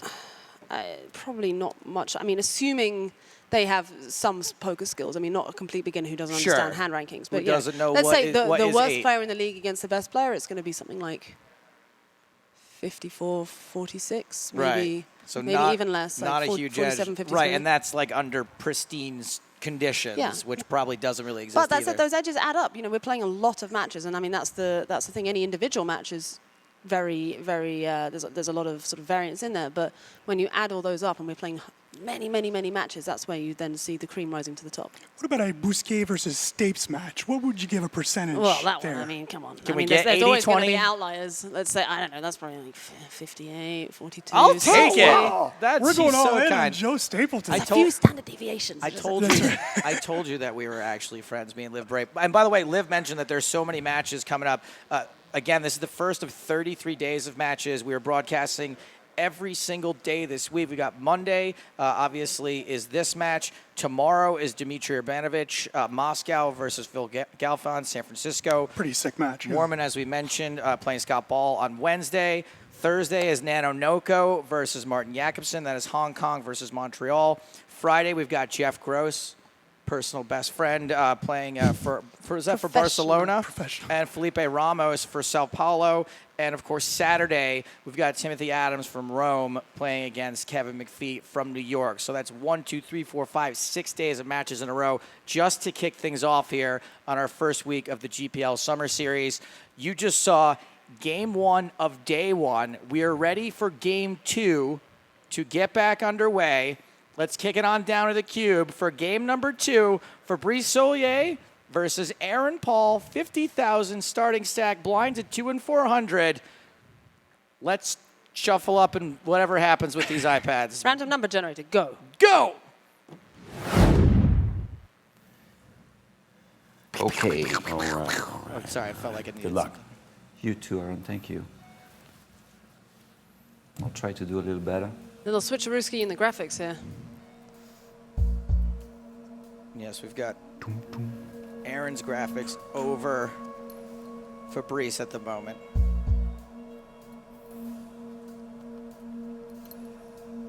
Aaron seems to really study Fabrice more than the other way Same around. as earlier. You let me win the first spots. You think like, yeah. Yeah. I've heard the story already. Maybe that's you an know? actor You're thing. going to win this whole match. Yeah. Well, and actually, in this situation, when you're playing, when you are the less experienced player, you can rely. You don't have the knowledge bank of sort of ranges and so on that your opponent does. So you have to rely more on your live reads. And Right, you can't just consult some chart you have memorized in your head. Exactly. You've actually got to just use the information that's in front of you, which is this guy's mug. yeah, I mean, intuitive feeling. And I mean, Aaron is the master of the human psyche. He's that's what actors have to do.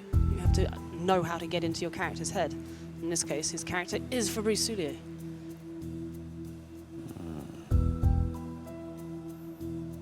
Jaffe Poker says that cube is needlessly large. I don't think it'll be needlessly large when there's more than heads up going on in there. This is just one of the uses for the cube. Okay. I could have. That's right. We're headed to San Diego playing some 3v3 poker, and then we head to London. Let's hope the Royals are part of the GPL finals live from London. Oh, yes, at the please. Hey, let's Wembley, hope, famous Wembley Arena. Let's hope the cube is waterproof as well as soundproof if they're going to have the What? the finals in London. It rains Sure. a lot. Yeah, we don't have ceilings or flood Isn't defenses. Wembley outdoors? Not the arena, no. The stadium Oh, has a there's two different retractable things. roof. Wembley Arena, the SSE Arena at Wembley. All right, whatever. Aaron with middle pair.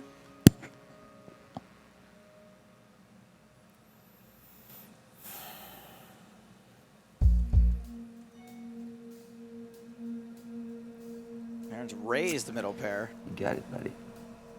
Gets the worst hand to fold, but it did have some equity. I mean, it's very difficult for Fabrice. Once he watches these matches back, Fabrice will be able to adjust to Aaron's style of play very, very well. But right now, when he hasn't really seen any showdowns, he's just guessing in the dark as to what kind of hands he's raising. Is there anyone else from the Paris Aviators in attendance right now that can at least after the fact just be like, hey man, here's a couple of things I noticed? I don't think we see anyone out there, right? And that would actually be really, really, really helpful for them. Can confirm there are none. Michael Lea not here, and George Danzer busy winning a bracelet at the WSOP down the street. As he does.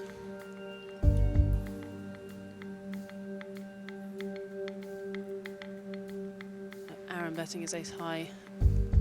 And he gets it on the turn. Pretty hard board for Fabrice to get away from. I mean, ace high with a 10 kicker is usually, very often, the best hand, heads up.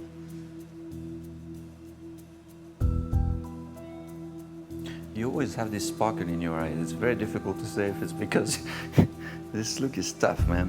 You're such a sweetheart. No, but it's really like, you like, Are they it's flirting? like, That's what I thought, you know. I like it. I Seemed think I pretty saw something on the romantic. turn, but maybe it was just because you're so good at pretending or something, you know? No, I did hit something on the turn. Yeah? That was a good read, yeah. Really? I did. You wouldn't lie, right? Nope, I hit that 3. Okay. Thank you.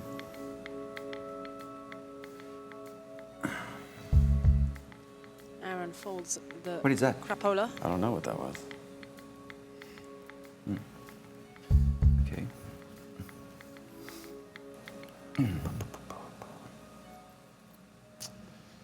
Aaron's decided to raise his force. Force still good. Fabrice's check to Aaron. I would expect Aaron to c-bet here, protect the strength of his hand. Yeah, same as last time. You let me go in front, a couple of thousand, and then boop, boop, boop, boop, boop, boop, boop. And then you destroy me. Okay. But I'll fight. I need some points, man. I'm just going to call here. Thank you. Let's just see a flop. Thank you, thank you.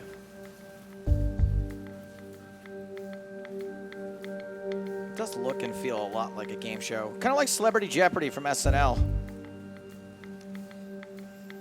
It's like a hybrid between that and Who Wants to Be a Millionaire, I think. Suck it, Trebek.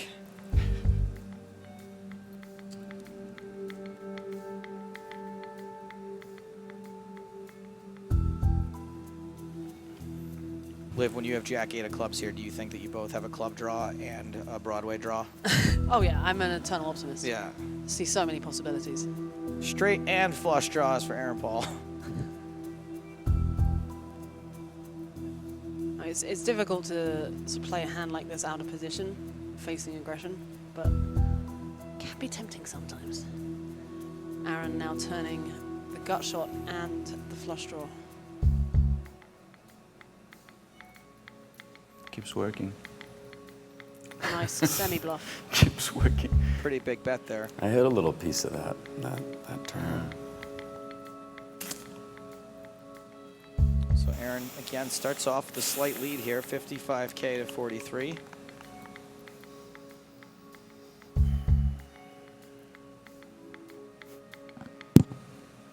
Aaron limps in. Fabrice checks his option. 9-4 deuce, 2 diamonds.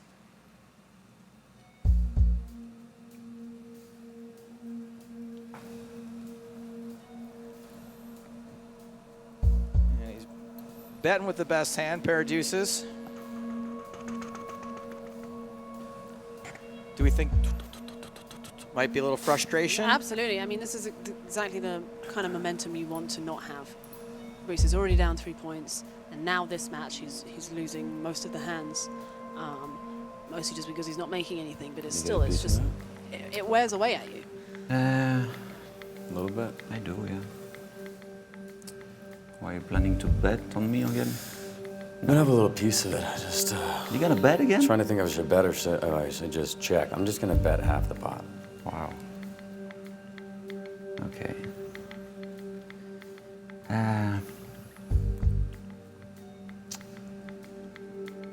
So Aaron with the gut shot, Fabrice with big the card. open-ender.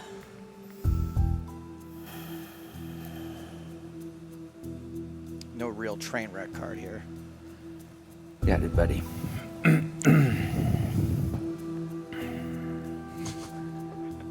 We're on TV-ish. Could have been worse. All right, so it looks like Aaron's going to raise. Yep. He's going to raise with ace jack. Pretty big raise. Very big raise. But thank you. Remember, this is new. This is the first time Thanks for the anyone's proposal. played with this equipment, right? Right. So I was just trying to overbet you, you know what I mean? you succeeded. Overbet. I really- Just see if I could. I wonder if he Yeah, meant if I to have make a it that piece, big. I would, but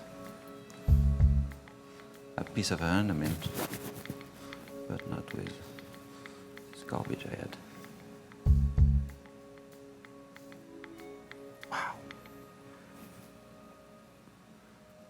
You're a fighter. Just trying to mix it up, Fabrice. Yeah, no, I mean, Everything Aaron Paul You're says great. sounds so intense. Just gonna call. See a flop. no. Can I get a Oh, water? yes, I actually did see a flop. Okay. Whoa, it's getting exciting.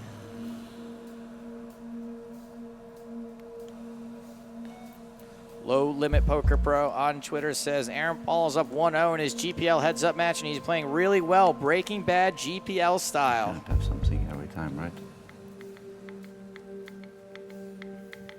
I'd like to say he's the one who knocks, but knocking in poker is a check, and that's not very. What do you mean by knock? It's a Breaking Bad line. It's a Walter White line. It's okay. It's I remember fine. that. You should watch the show sometime. Oh, believe me. It's really good. So Aaron's got the best hand here. Trip up. Fabrice with a big draw. And he's going to bet it. For you, Liv, is this a tough call here, or this is pretty standard? For Aaron? Yeah, if you're in Aaron's shoes is what I mean. I call the turn again. Yes. There's a They lot know of what you there's a have. lot of flush draws out there. Some king queens, queen jacks, and so on that might be bluffing again. So yeah, I think I call again and evaluate river. Aaron did call. Fabrice bricks. Bruce deciding whether or not to bluff. Just checks. Chooses not to. So Aaron's going to get another free showdown if he wants it, and he does take it. Good hand. Another big pop for Aaron. Blinds now 4 and 800. Fabrice Fancy probably at a little, 80. Bruce probably a little frustrated not to bet that again. Right? I think it's so hard sometimes when you get called by an amateur, you just expect them to be strong all the time and not fold.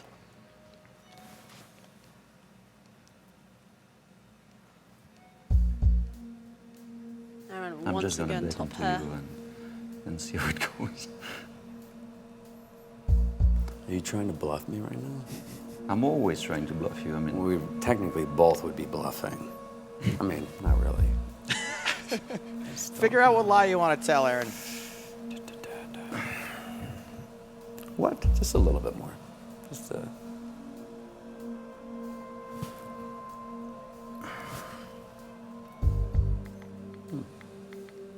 that's a good card for me. Is it? I mean, because it's not a good card for you, it's a good Right. card for me. Yeah.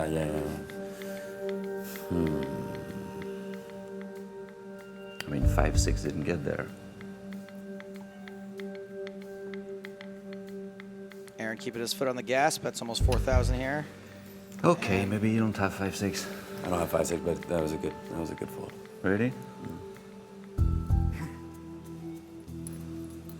We know it was a good fold. I imagine Aaron is he's gonna call again. Yes. Oh, you hit something. No. Yeah, I hit the flop. I can see a flop.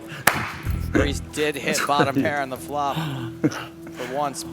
That's 800. Oh man. I could go to the All flop. right. What to do here? You peel here ever, Liv? It's pretty good. With the 10-8 suited? Yeah. Yeah. And Aaron picks up a flush draw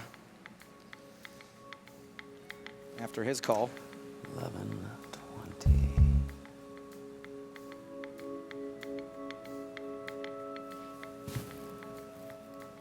It's a pretty small bet by Fabrice. Around third pot. Ready? Aaron choosing to play it aggressively. Which is nice. He has a lot of nines in it he can represent. Tonight I'll go home, I'll watch everything in the replay. I'm going to make nightmares for a few weeks, you know? Amen. I didn't start the World Series yet. C'est un désastre. You're going to put me in tilt before I start. I'm on tilt I already. have no idea what I'm doing in here. Yeah. Yeah. You don't look like you have no idea. But I got to tell you, it's really great playing. I You bet look- this many. You look like the best player in the world, as Oh. up to me. Maybe because I suck so bad. Oh, please. Steel Fresh on Twitch says, cards dead Fabrice. Aaron deciding whether to 3-bet or just call. No. Are you serious?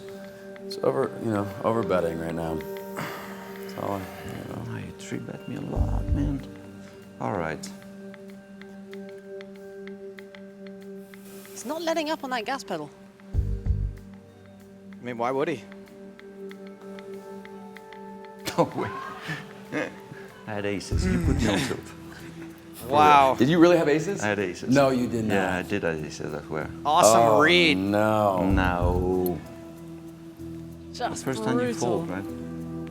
I had a terrible. I saw that sparkle in your eye. Too big. The moment.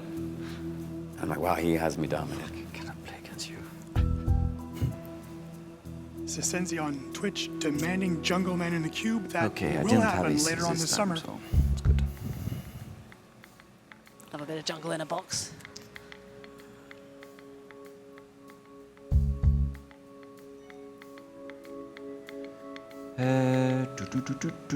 It's close, but okay. Leo Gosto 82 on Twitch says, can't see the stack sizes. I would suggest opening your eyes. So Right there. under the BB and the D. Those are the stack sizes, 73K, 24K. That is not the number of strikeouts they have.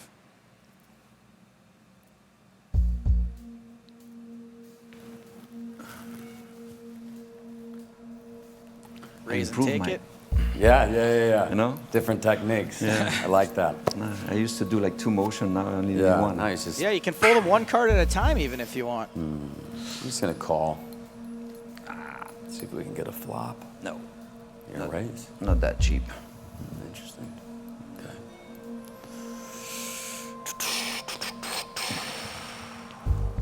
It's a very playable hand Aaron has. I'd like to see him just call. And I gotta. Come on, 5-6. 5-6. This 5-6. could be some action. We're getting a little train wrecky here now. Top pair for Aaron Paul. 2 overs and a flush draw for Fabrice. And my guess is with as frustrated as he is, he's probably going to be willing to go the distance here. Yeah, for sure. I mean, you can see he's a slight favorite, 55% to Aaron's 45%, even though he doesn't have the best hand right now. So it's be interesting to see whether he chooses to play it fast or slow.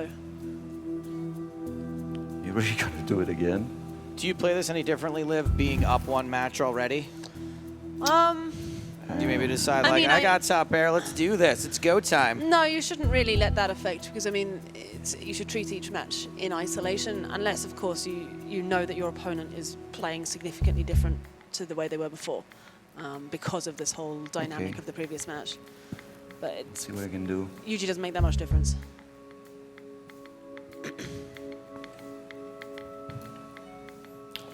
And the 3-bet gets just called. Diamond on the turn, Aaron Paul drank dead. This is a dream situation for Fabrice. Just checked it to Aaron, who wisely Wow. checks behind 4 diamonds on the board now. Total Another action diamond. killer. Oh, So that's- even when Fabrice runs good, he runs bad. That's really, really gross run out. Great check back by Aaron.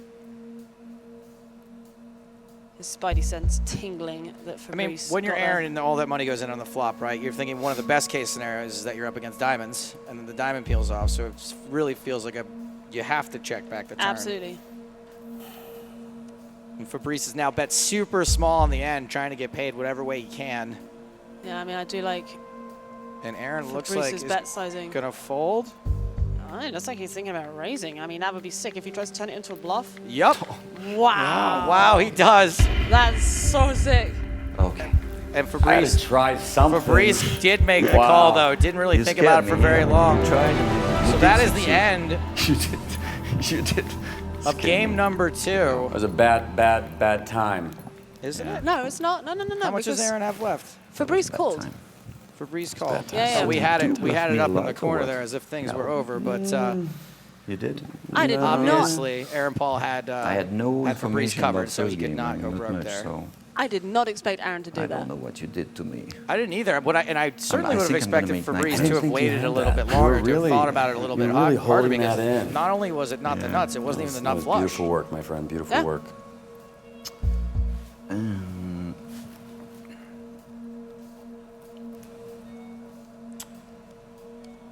I would have definitely thought about it. I would not have expected him to turn top pair into a bluff there very often.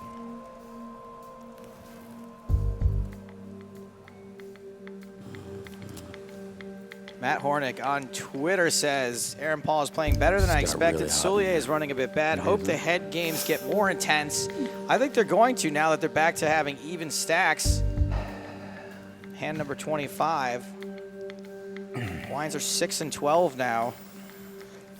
I'd like to see Aaron not raise too big here. I've noticed that when he does 3-bet with premiums, he tends to make it much on the larger side, and when he's bluffing more, he tends to just min-raise. And Fabrice is going to catch on to that. And plus, you're just giving your opponent you're getting them to fold out more, which you don't want. You want to find that sweet spot between building the pot, but ensuring that worse hands are go for calling it. you.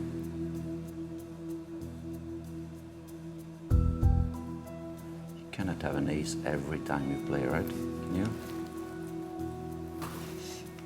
Okay. It's a pretty telling statement by Fabrice.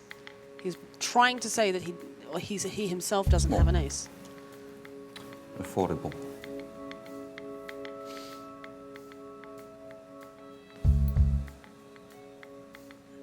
Aaron electing to just check call after 3-betting.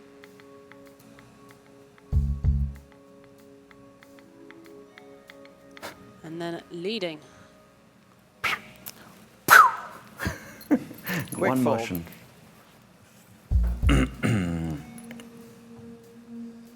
You're torturing me. It's horrible. I didn't ask for that. What's happening? Trying to check here.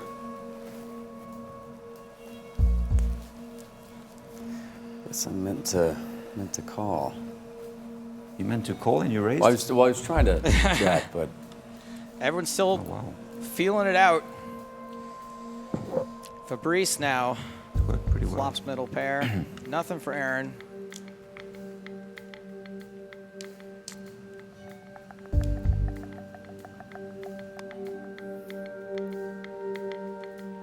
Got a question for you, Eric. You can't resist, huh? Here in the GPL, where the tablets hit do the something. I talking, gotta- what if Aaron Paul 5-6? says all in? Any verbally binding action here, or is it just what buttons you press on the screen? Eric's making a face at me like, why did you ask me this question on camera? Because I don't have a clue. I think it shouldn't be binding. Yeah, I think it shouldn't be either. I think Whatever it's, buttons you press. It's a fun dynamic to add Yeah. to it. If you just go all in and then check, then who knows what you meant to do. Yeah, if you can get, I mean, the whole point of this is to get a read on your opponent in having this format. GPL Commissioner Liv Bourret with the That's correct right. decision here. Nothing is binding until the buttons are mashed. Wow. Look at this. This could be pretty actiony. Open-ender how for both. How can they both have How is that open-ended even draws possible? if they have different cards? I had to look at it multiple times. I was like, wait, they both have an open-ender? Hang That on, does wait. not make any sense. It's a weird tear in the universe. Fabrice is coming off an 11th place finish at the Winamax Sismix tournament in Marrakesh. No cashes so far for Mr. Pinkman on the circuit. I think he's going to spend some time here in Vegas this summer if he can. We'll see what series events he plays. He played the California I'd like State to see Poker you Championship. play that move, just like won that. that with Why is that the tournament of choice for the Trying to actors, train right? you to- Wasn't that the one true. Ben Affleck won or whatever? Which one? It was at The Congress, you're California right, State yeah. Poker Championships. It's like a tournament I never hear about unless Yeah. celebrities are playing. It's So not even a real easy, thing, man. probably. James Woods was very successful there Yeah. last year, so there you go. Yeah. Oh, it's me. It's all right. Donnie Trumpet says, come on, Jesse, finish him. Finish this Guido. He can't even be the right kind of racist.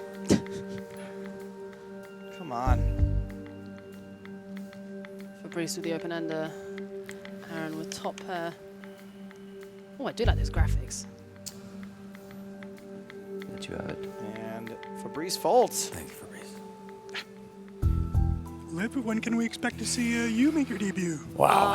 When I get back to Vegas, I'm leaving Vegas tomorrow, but when I'm back in a few weeks, then maybe I'll be standing in the cube, maybe not. Good. We thank Liv, who actually stayed behind. She was supposed to leave before, but she decided to stay because I told her Joe Stapleton was here. Yep. She had that's it. money to collect. Lawsuits to settle. I had to re-up our paperwork Yeah. for what my yardage distance has to be. We had to write an exception for today, right? Right, that's right.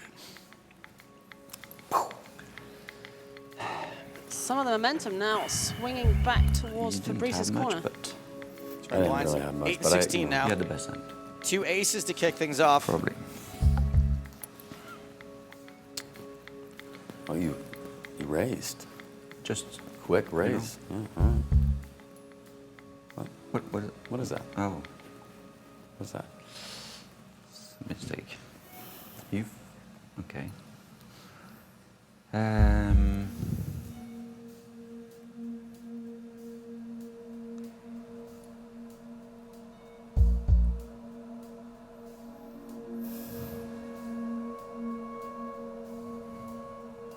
Paul's 3 is good for now. Bets it. Fabrice folds. Blinds at 1,000, 2,000, ante of 200. Hand number 32, pocket kings for Aaron.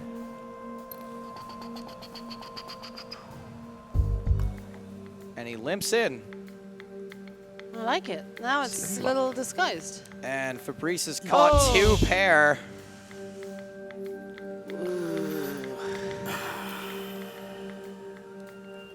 $4,400 in the middle. Aaron bets 2,000. We see a smooth call here most of the time.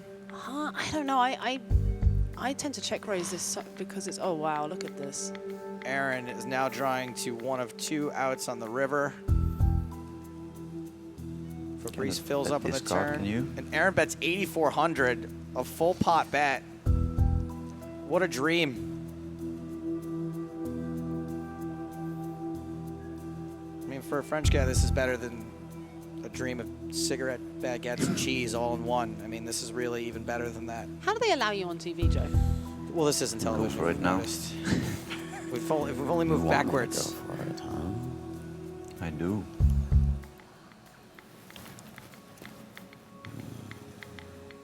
Sneaky check by Fabrice.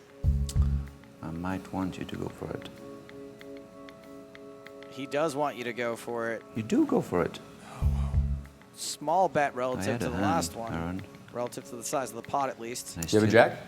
And I still have a hand. Yeah. Did you just tell him he has a jack? Sort of. Gonna do this. We got a min raise from Fabrice.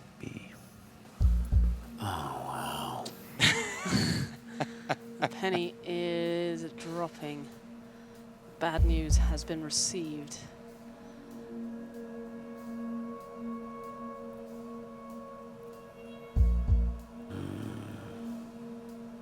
I told you were going to win this match. This is just such a ridiculous spot because you don't want to look foolish and fold 2 kings. You have jacks. I have jacks? Quads? Yeah. No, I wish. Do you have quads? No, I have pocket kings. Oh. I'm happy it's not pocket queens at least. Give me a chance for you to fold. Yeah, it's a real tank with pocket queens, Fabrice. He Gets away from it. Nice fold. I feel like I should clap for that. Hi, Adu. Did you have pocket kings for real? I did. No way. You're kidding me. Oh, man.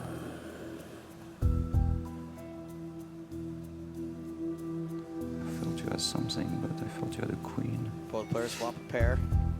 Top pair for Aaron. Fabrice is the one betting. Don't do it. Does he get a little antsy in the pantsy and raise here? Yep. Man. It does. That's exactly why I didn't want to bet. And Fabrice quickly gets away from it. You I see said the don't timer bet, and I ticking did down bet. there. Blinds are going to be up on the next hand. Jet lag. Excuse. Fabrice did get in less than 24 hours ago, so jet lag is setting in. We spent all that time sitting on the plane. He can stand for a while now. Blinds up, 1,200, 2,400, ante 240.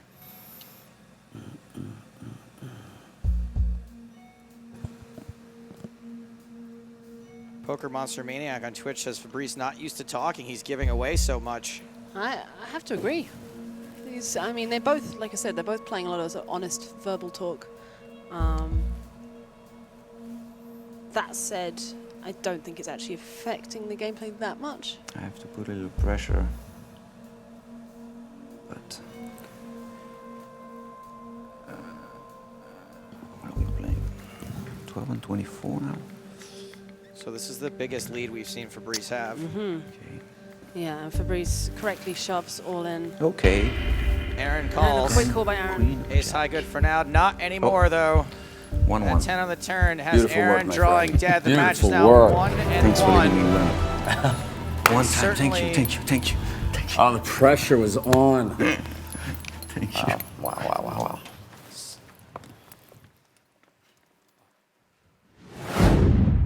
And certainly Fabrice ran a little bit better that time. Do we think it was a combination of just running better or running better and adapting to his opponent a little bit also? Yeah, I think so. He started to sort of pick Aaron off in some more spots that he was folding before. But yeah, the deck swung a little bit more in his favor than it did last time. That said, I mean, he did get down to a really bad start as well, and I was predicting it was going to go in much the same way. But it's nice to see him bounce back a little bit. And what do we think of that superstar river bluff from Aaron Paul that was quickly snapped off? Now, most of Fabrice's chips were in the middle. He's probably going to make that call eventually anyway, but that took some... Took some balls. Yeah, okay. I wasn't sure if we were allowed to, I don't know. But it was. It was really cool, and I was not expecting... I mean, Aaron had top pair on the river. 4 diamonds came out. He did not have a diamond. And he realized his hand was no longer good, so he decided to represent the ace of diamonds and check jammed all in, which was very unexpected and a pretty advanced play. So, yeah, good for him. Unfortunately, it was just really mistimed. Fabrice had the second nuts and couldn't get away from it. Right, and Fabrice was pretty heavily invested in that hand. So, even though at the time I was surprised he didn't think about it much more, given what he had behind, I think he probably always ends up making the call there. But still impressive move to see from somebody. You don't, when people seem to be playing their hands relatively straightforward, which he's been doing this whole match. When someone makes a move like that, sometimes they get a little more credit for it. Not in this particular case, but it'll be interesting to see if any more moves get pulled like that in match number 3. Eric, your thoughts on match number 2? Yeah, I think 3 major big points for Fabrice Soulier. I think he comes out of this with the 6 points. I think he's going to have all the confidence on his side. His team has a chance to move up 2 spots in the standings, maybe an inch closer to those London Royals. So it'll be interesting to see. But I really do think Fabrice was feeling the pressure of having just that 1 point so far this year and losing the first game to Aaron. So in winning 3 points there, do they move up at all? No, they stay in 4th place for now, but 3 points will make a move up. 2 spots. That's right, in front of Hong Kong and the Moscow Wolverines. And what do you guys think of the fact that Eric Danis's voice sounds exactly like Badger from Breaking Bad? Can we discuss this? I mean, if I didn't know any better, I would think that Badger was standing right here. Have you guys picked up on that? I don't know why I asked and looked at the camera because it's not like they can answer They're me. not there. That's right. I thought I was expecting the camera to nod at me or something, but that's not going to happen. So, match number 3. Do we think it's going to be more of the same? Do we think we'll see maybe Aaron shift a little bit? I think Aaron's going to be a little bit more gung-ho than he's been in the past. He's clearly feeling more confident. That said, Fabrice has now probably accumulated much stronger reads on Aaron's games, so he's going to be probably looking to exploit him in spots that he was missing out on before. And they're now sort of built up a bit of a rapport. There's a bit more of a dynamic going, so I expect we're going to see quite a bit more banter. It's even, even in matches, someone wants to come out of this the victor. So they're gonna, I think they're gonna be ramping it up a bit. Do you guys want to hear from the co-star of BoJack Horseman's mouth? Straight from the BoJack Horseman's mouth. It doesn't work. I got to work on that. What I'm trying to say is we've got the players down on the floor with Laura Cornelius. Let's hear from them.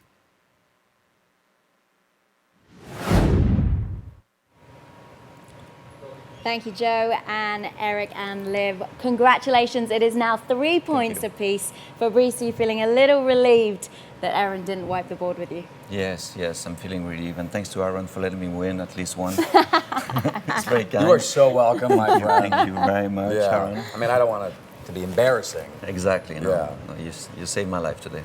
Yeah. Thank you. That match was a little bit longer than the first one. Were you feeling the pressure a bit more? Is it getting to you in there? I was absolutely feeling the pressure, yeah. It's intense in the cube. You did well, though. It is. It's seriously Did I? intense. Yeah, you folded Yeah. the kings. Talk us through that. You managed to get away from them, and obviously you had a monster hand there. Yeah. Well, it's kings are pretty, but you gotta throw them away sometimes. But when he checked it over to me, I thought I had him. I didn't see my hand. I didn't see the full house. And then I checked and I realized I had a full Really? house. Yeah. He's such a liar. I think so. And then, I did sort of a monster over bet, thinking maybe I don't know. But then he went all in, and I knew he had it. There was another hand as well where the fourth Maybe well. diamond went down, and we thought that was going to be bad for you, but then you tried to turn it into a bluff, and it didn't go so well for you, that one. Yeah, no, it did not. But there is another match to play for, and 3 more points are available. So the third and final match, you will determine who will be the winner of This is a of real this one. final one. This Do is I a get real my deal. It's all about. my seat back? No. No, I have to stay over there? Oh, we should not draw happy. for seats, actually. Oh, yeah, you're going to take the winning seats. Man. We had Yeah, a that's the question. winning seat. yeah. We had a That's question for you actually from Matthew Parvis of Poker News, and he Yes. wanted to know what was more claustrophobic, the meth lab in the RV, the isolation room for 14 days in Or the the cube. path, or the cube. Oh, wow. I mean, the cube's pretty intense. I'd have to say the meth lab. Yeah. Yeah, It's so hot. even hotter than the cube. Way hotter than Okay. the cube. Yeah. All right. Well, there is one more game to play. 3 points more available. Let's see who's going to win, LA Sunset or Paris Aviators. Back to you guys.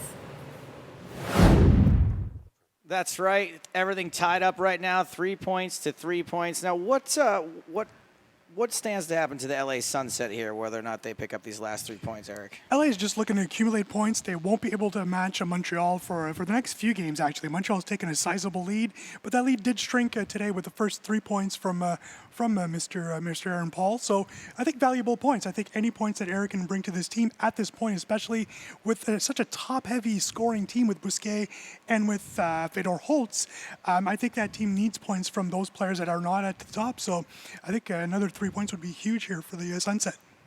Liv, as the manager of another team, where would you like to see these last 3 points go? Would you rather see them go to the LA Sunset or to the Paris Aviators? Well, I believe Sunsets are actually closer to the Royals in points, and ultimately, I'm looking for the final prize. I'm not so bothered about just winning in the conference. I want to win the whole league. So, I think I'd rather go to Paris. Do we think that this third match here that we're actually going to see these guys really open up their betting, and also maybe just sort of have, not that they're not having fun already, but have a little bit more fun out there? They're both on the board. There's less pressure on both players. I don't know. I think actually they're both so competitive. I think they're going to be, instead of being, they're going to be more comfortable, but at the same time the pressure is on because now it's anyone's game. It's not like one is down two already. So I actually think they're going to be taking it even more seriously than they have been. And hopefully they'll be stepping up the banter even further. Now we heard them arguing over who is going to get what seat. Liv, how important is it in a heads-up match to who's sitting on whose left? Is it as big a factor in a heads-up match as it is in a regular standard game? Yes. I don't know. I'm new to this whole poker thing. I'm trying to flesh things out. Liv, if you could play against any actor in Hollywood, who would you pick? Ooh. I think I'd pick Leo. Yeah, of course. Man, that's kind of a no-brainer. Leo, that's like a slam dunk. anytime you want a heads-up match, just let me know. We can He's discuss elusive. Does he the environment, climate change. I'll maybe I'll go easy on you, but Leo. Does he pop up in those Hollywood home games at all? I wouldn't care to comment. I don't know. Oh, really? Okay. Man, nobody will talk about those games. It's ridiculous. I was working with Phil Hellmuth and Antonio this week as Fondiari, not Sabato Jr.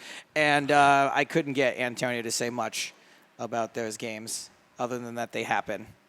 Maybe. Allegedly. Eric, you got a dream Hollywood opponent? The Rock, who is starring in a movie with Aaron Paul, June 18th. Aaron didn't seem to know that this movie was coming out, which was sort of interesting. But yes, Central Intelligence, The Rock. Are they a sponsor? Are they a sponsor of the GPL? No, was I not quite aware of this? We thought we'd give them some love. Kevin Hart is in there as well. It's going to be a funny movie. Aaron Paul. So why The Rock? Why The Rock? Yeah. Oh, no, because I was just trying to make a really bad segue. Oh. Yeah, sorry, Liv. It was pretty bad. It works on me. I didn't notice it. There you go. Thank you. But The Rock is a cool guy. No? I think The Rock is an awesome guy. He seems to be like just a really down-to-earth, I used to have a crush on him. See? Yeah, absolutely. Yeah. I still have a crush on him. Yeah. Do you guys want to know who I want to play against? Yes. Please. Brian Dennehy, star of FX and FX2. father of Chris, he's dead is Yeah, of the course. problem. He has He's passed away. passed away, yes. Brian Denny, God rest his soul. That would be my choice. You guys thought I was going to go for a grill. Yes. Yeah. But I didn't. Yeah. Well done. Didn't go for a grill. I would like to play with Brian Denny. That was the funniest thing I could think of. I want to remind you guys, you can all get involved with the GPL. Of course, we are streaming on twitch.tv/GPL. We are monitoring the Twitter. The Twitter, that's something an old person would say. I always mean to say the Twitter feed, but I end up saying the Twitter, like my dad says. Are you on the Twitter? The Twitch and the Twitter. If you're on the Twitter, use the hashtag GPL. I think there was Nico had an interesting, he actually said that Igor sounds like Badger. That is not Igor. No. That is Eric Danis. Yeah. Hey, Igor. Igor, I've shrunk a bit. You did a little different, but, you know. Sorry, Igor. No, I'm not Igor. And this is my voice for everyone wondering on Twitch. I do apologize. It's my mom and dad. It's their fault. If I showed up with his voice, don't ever apologize for something that is not your fault, nor you can never change. Well, no, I'm apologizing on behalf of my parents who destroyed me with this voice. Yes. It's not your fault. Thank you. No, say it. It's not my fault. It's not your fault. He got there. If I showed up with that voice, I probably would be accused of all kinds of shenanigans happening the night before. Luckily, he just does it all the time, so he gets to get away with it. We had a tweet come in from Change100. She says, I don't know about this lighting in the cube. It's somewhere between spin class and a tanning bed. I mean, check this out, guys. I mean, how do you think I got so Browntown over here? It's not a natural thing. Was it like that time you went and got infinite spray tans for a bet? You know, we're... This was here. I think... In Las Vegas. 10 years. I remember that. I remember how that. bad you smelled. I think that, yes, because the spray tan, for those of you who don't know, I was involved in a prop bet years ago. Honestly, I have to credit that prop bet for the fact that I have any career at all, because before that, nobody knew who I was. And then all of a sudden, I was the tan guy. Look, I had to get 2 spray tans a day for 10 days straight for a prop bet. The best bit was he had to go to the same tanning salon twice a day and not tell the people working there that it was for a bet. So they just thought he was absolutely crazy. It was before the days of the GoPro, but I had a flip cam that I walked in with, and I was recording. And one day, so the highest tan they offered was a 3. And so I walked in and I said, excuse me, ladies, what's the highest tan you offer? And I'd been for about 3 days in a row, so I've had 6 tans already. And they were like, it's a 3? And I was like, you know what? I think that I'm tan enough. And they're like, yeah, we agree. You're tan enough. So I'm only going to go with a 3 today. And they're, what's wrong with you? So yeah, totally tan enough. Just give me the 3. And in fact, you know what? I'm only going to go with the 2 tans today. So just the 2 tans, both at level 3. And speaking of level 3. Oh. Match number 3 is ready to go. Aaron Paul, Fabrice Soulier, the LA Sunset versus the Paris Aviators, tied at 1-1, 50,000 chips each, blinds at 2 and 400, and go. I mean, pressure is on right now. Joe, that segue was better than The Rock segue, by the way. We're playing. Well done. I didn't even know the Rock thing We're was playing a with the segue. fly in the cube. Oh, man, there's a fly in there. What if it'll mutate by the end? That's like the episode. You know, that's a Breaking Bad right, episode. yeah, The Fly. trapped in the lab with the fly. Okay. Pressure on. Pressure's on. Pressure's on. So much pressure in poker. I wonder if we could do an entire poker match without using the word pressure once. Probably ahead. not. Compression. As usual. Already ahead. This doesn't mean much. I start ahead, and then you catch up. I'm to the music. A lot of heart. You need to bet this one. Do you have a lot of heart? There you go, Liz. Here it comes. Shh. We're going to bring you up slowly. The heartbeat starts. I love that heartbeat. Would you like to phone a friend? Use the 50-50? Ask the audience. Never. Not our audience. Regis will be hosting next week as Joe is away.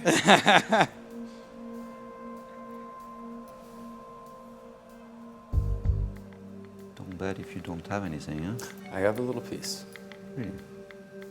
He means of the Tiny board. I'm piece, sure his though. piece is Too fully, tiny, baby. as all you ladies imagine it. Yep. Is it too tiny to call that raise? No, I'll call that. No? Ooh.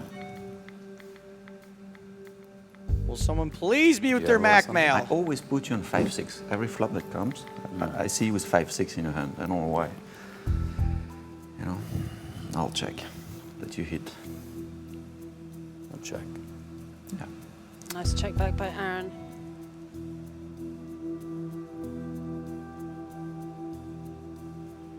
The 8's not changing that much. Cheap. And Fabrice Luck 5-6. gets through. gets away with one. It's a pair.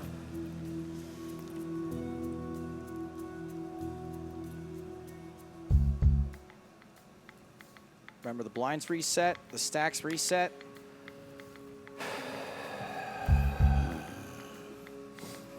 Time banks reset. You know, I really don't like it when you bet into me like that. It's really hard to play against.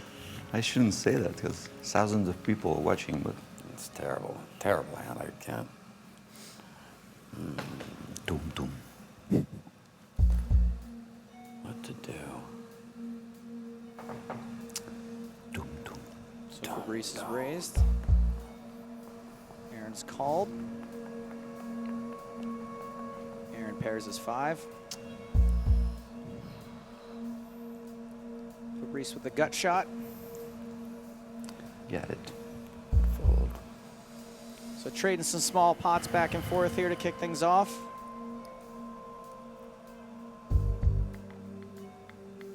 Aaron completes.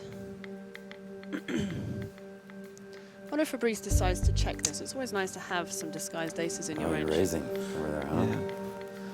Yeah. To find the right. Bit too big. That was a stylish. See ya.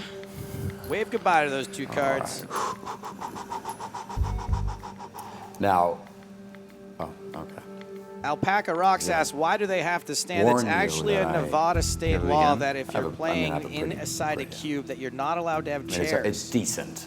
Fire hazard, you know? Fire hazard. Like ace queen stuff.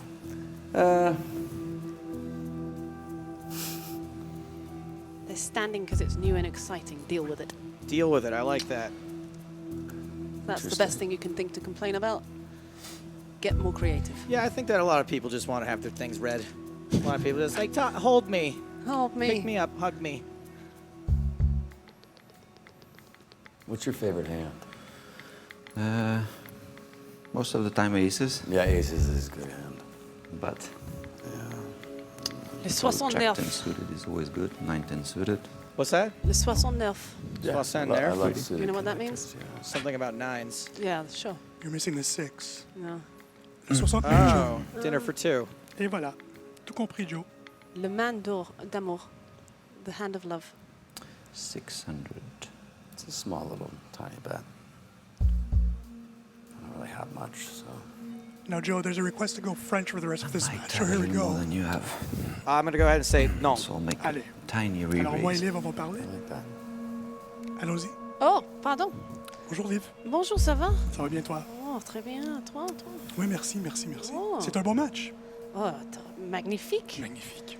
Nous avons le Jesse Pinkman. Ah oui, oui, il est très bon, lui. Ouais, 600. ouais. Yeah. You know, Joe, Olivia doesn't mean. It is Dario Sammartino. You do a great Dario Sammartino.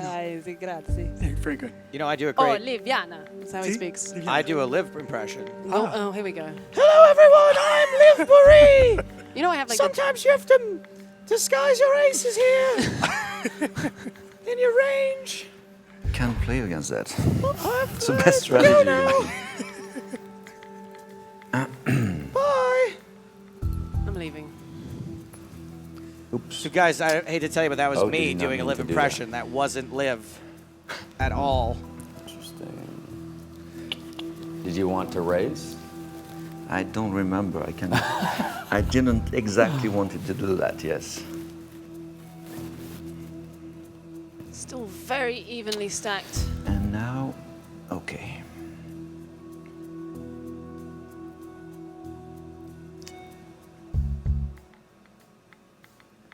So Fabrice pairs his deuce on the turn after it goes check, check, it looked like. Oh, you're still here. Quick call from Aaron. who is going to need to bluff this if he wants to win it.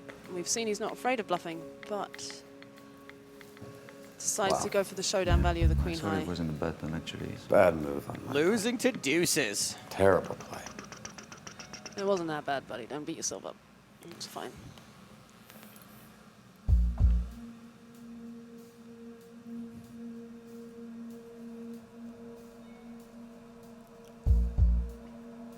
Aaron's 3 dominated, queen tray suited, ace 3 for Fabrice. For Fabrice? What, is that what I said, Fabrice? For Fabrice? I told you we were giving everybody nicknames.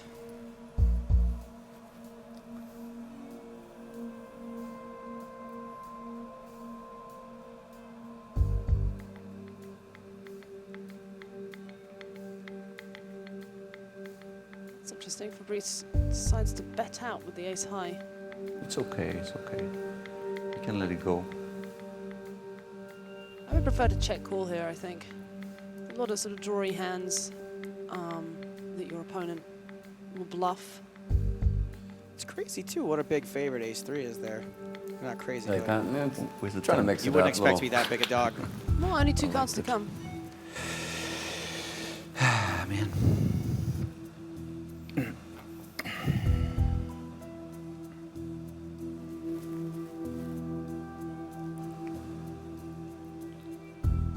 Last hand was quickly folded. Aaron's going to raise 10-6 suited. Fabrice with clubs as well. Puppy feet everywhere.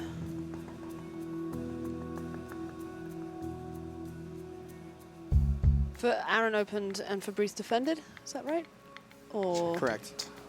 Aaron called and Fabrice It raised? looked like a raise to me, but I do make mistakes from time to time. He's too busy looking into your eyes, sorry. Oh my god. Am I gonna fold that? Yes. Just my gut says. Good fold by Bit of pair. Fabrice. Eric, is there any sort of allocation of queen? style points for this league? Like whoever comes up with the best folds, first guy to press his nipple to the glass, anything like that? No, although Cyril Mitzi has become famous for the nipple rubs after he wins now. Tune into that later on this summer. Interesting. In our efforts to be more sport entertainment, Joe, the loser of this match will have to shave his head. He does not know this yet. And a complete tragedy to whoever loses Let me their guess who's gonna beautiful have. hair. Let me guess who's gonna have to go in there and tell them that piece of news. It's Alexandre Dreyfus. Yeah, Okay, for good. sure. The He bald doesn't, guy. he doesn't have any hair, so he's cool with that. Winning He's seat not this so one. bad. No. This time. Joe, who would you Maybe. say has the best hair here? Because I'm going Fabrice by far. Me. That man is 47 years old. Look at that beautiful head of hair. All right, fine. It's going to be a bit of a scare card for Aaron. Have a diamond draw or something? You know, I'm always scared by this ace on the turn, and then I feel like a real pro wouldn't be. Draw. Is that true? Yeah, pretty much. Yeah. So how do you break mean, yourself of that habit? It's part of their range, but it's still Call a me that reasonably fast? small part of their range Is that too fast? Wow. in a particular situation like this.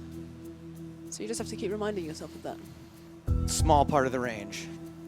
Add up the combinations, and then react accordingly. To have the ace, right? And wow. Good call. Good call. I like it. So still pretty evenly I stacked like here. it. No, really good. Well played.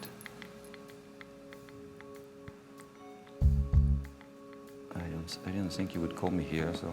Aaron flops top pair.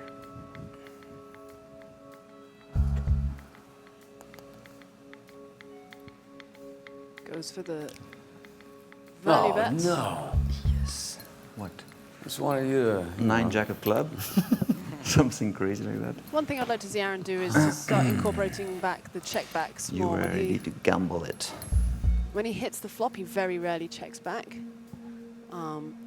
And Fabrice is going to be picking up on that. And so he might be missing out on some value spots. Something like that with queen 4, your hand's fairly stable. It's not a very good queen anyway. You don't really have to protect it. Don't stop Right. this And you again. can't get super don't. amounts of value from it either, so you Exactly. might as well just not go for 3 streets. It's nice to have a queen in your check backing range. Keep that disguise.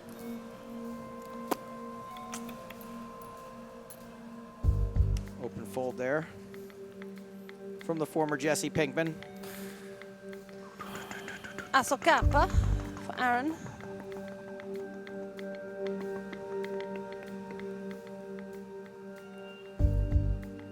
Wow. Okay, Aaron. Let's see a flop. And Fabrice whiffs big time. What to do? What to do? Although we know that Aaron's got the best hand here and Maybe you should bet. a ton of great options, Bet. good turn cards. I bet a little something.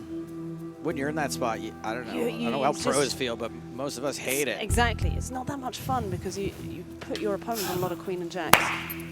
You figure, like, got it? if I have I big like cards that. and they have I big like that. cards and I didn't hit these, then they probably did. Right.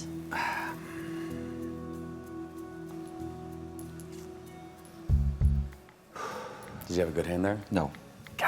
Same as last time, actually. Not so good. I mean, not the worst, but Domination station here. flop time. Oof. Bam, bam, bam, bam, bam, bam, bam, bam.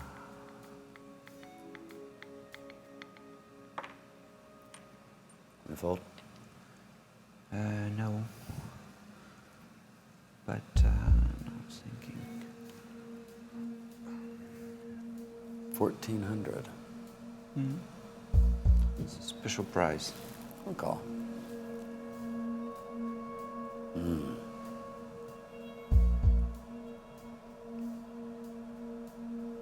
We just always call into Like the it? flush draw here, Liv. Yeah, I check all of It's, it, particularly with the queen high okay. flush draw because the queen is, again, it's nice high card. What about betting it? Okay. On the turn, definitely some merit to it if you think your opponent has some kind of All right. king high or low pair that they're going to fold. I wouldn't tend to bet it that much on the turn. I'd rather, I Oh. think they're going to check back quite a lot, and you can That's check good. call again anyway. Man, it's... Yeah, it's not good. Aaron making the correct fold. So I think, Liv, your prediction was right, that I think they're both being a little bit more conservative this match, this game. Yeah, I mean, this is the crux of it all now. There's no person who's 2 matches behind or 1 match behind.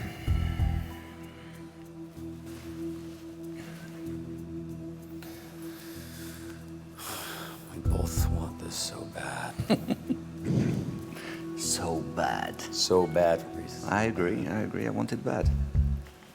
Not with those cards, though. Thinking about my team, you know, they won those points. So who's up in tomorrow's match? Dimitri Urbanovic versus Mike Ermintrout? Yeah, Urbanovic, Phil Galfond is by far one of the highlight matches of the year. No offense to this match here, but holy moly. Dimitri Urbanovic, Philip Galfond. If this were a mixed games tournament, it might last That would be 5 days. fantastic, yes. Yeah, it'd be great to see Moscow in great position right now, San Francisco not. And Galfond has struggled so far this season, losing 3-0 to Jason Mercier of the New York Rounders earlier this year. So Galfond, of course, wanting those points back. So this is interesting. Aaron completed and Fabrice raised.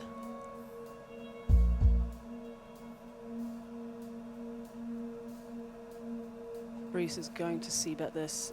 His range looks stronger than Aaron's. He's going to have more aces. Yeah. Bet small, and that was good enough. So blinds 500 and 1,000. Aaron's got jacks to start this hand. Still with a slight lead over Fabrice. Well, is it Fabrice raised or just called and Aaron checked? Seems like it. Yeah. I would have expected Aaron to raise that, and I would like to see him raise a hand that strong. Check, check again. Still not running into any danger with jacks somehow. Now Aaron bets full pot. Too much for Fabrice and This his is gut it. shot. This is a hand. This one coming. This is it. This is it. You can can see at the top right the fact that they're even number of matches won by them both. This is a decider. And you wake up with 7 deuce off. Oh man, that's just I don't even want to play that hand. Okay. It's just, I saw it. I saw you smile when I said, "Don't you feel it?" And you smile like this. I'm like, okay, he's got 8-3 off. Yeah, exactly. I mean, it was not terrible. I mean, it's pretty bad, but it's just one of those hands that'll just take me down this hole. That okay. Blinds are up, by the way. 6 and 12 now are the blinds. Fabrice is limped in. Aaron's raising. 2 fingers. Are you gonna fold? Yes, I have to. All right. I was on the still. See the beads of sweat on Fabrice's I forehead. love pressing the little eye, Yeah. and then you can see what you have. That's right. On each of their pads, there's a little eyeball. You press that to expose your cards, or you can slide your fingers over them to see what you have and have them cover back up again. 8 deuce off. You're like, woo. We can see that Aaron Paul can play poker. He was trained by Olivier Bousquet, one of the top heads-up players. But it's got to be a big pressure-filled situation for Fabrice because the headlines tomorrow will read Hollywood actor beats legendary poker pro. He's been around always for have a 16 years, has a bracelet, do. has so many final tables. Actually, It's I got have to a be 9 tough right if you're Fabrice Soulier. It's almost a no-win situation. Yeah, it's a bit of a lose-lose. Yeah. I do hit a lot of nines. Legendary poker pro, now just poker pro. That said, they always say no press is bad press, right? Correct. So, Not true. well, yeah, in your case, for sure. What to do? What to do?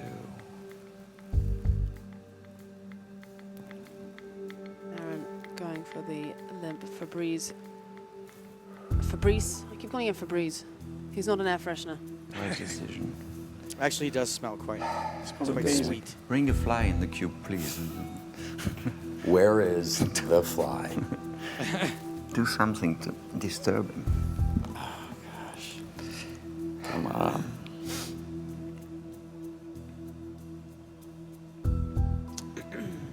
Okay, ace on ace. Very little difference in their stacks, just a couple of big Raise. blinds. Yeah. Fabrice is going to surely 3-bet this. It's going to be... Aaron tends Are you to trying have... to figure out how to fold? No, to raise you. Fabrice has had very few raising opportunities. You can see why he'd still struggle with it. This is going to be a tough hand for Aaron I'm to not fold. folding that hand right now. Big chunk of his stack, though. Makes And the call. flops real good. Wow. Real good. No twitch in his face. You see that? It's cool as a cucumber. So I would really like to see Aaron just call. Mouth touching, not a tell. He was consistent. He was doing it the whole time. If he raises here, it's just a bit too. Just yeah, calls. Flop it, nice. 9. Fabrice Hit my 9 again. drawing dead. Put a 9 down there. I have to check. Yeah, there's not much point in Fabrice checking here. He's not getting called by much worse. Maybe Jack 10, but.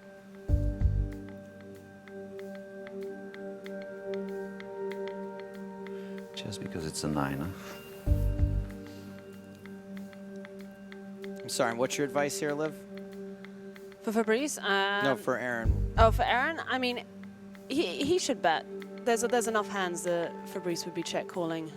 You don't really want to miss out on street betting. I wouldn't bet very big, and yeah, he bet Bet nice and small. Yep. Still gets a fold. Yeah, good fold by Fabrice. Perhaps he started to pick up on Aaron's bet But I sizing. had a real big He's- one.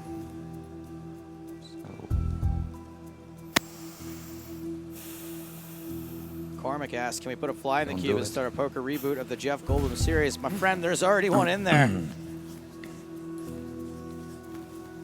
Attracted to the sweet-smelling Febreze.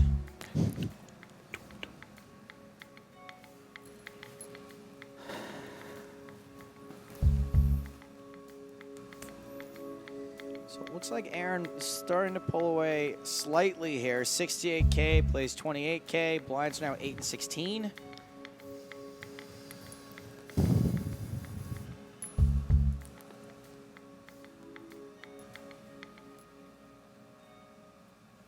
Fabrice is starting to just adopt limping strategy. with his stack size. He's want to avoid Can you stop getting putting jammed 9 on. the flop? No. Are you gonna bet again? It's a little bit. Oh my gosh.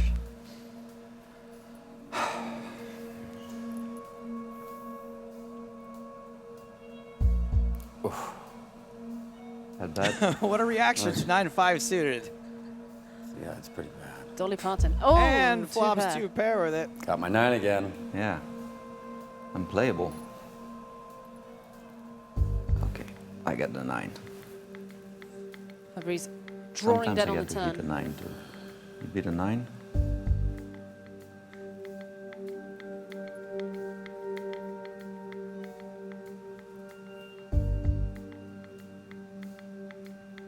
It's gonna be hard for Fabrice not to take a stab at this. Doesn't. Shows. Got it, buddy.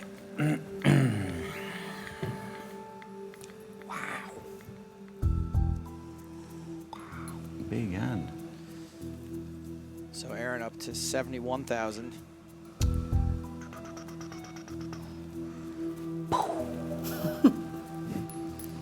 And just keeps going. Aaron. Fabrice down to 22K with big blind 1,600. What is that? 13 big blinds? Just taking a stab there. Thereabouts. 13, 14. Yeah. Whew.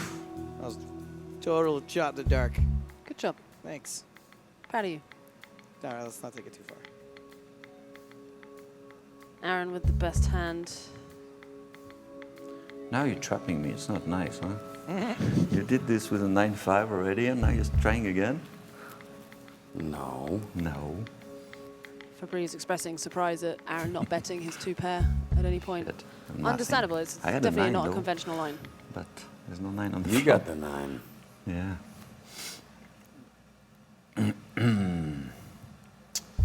Can do it. Oh. He's king. No.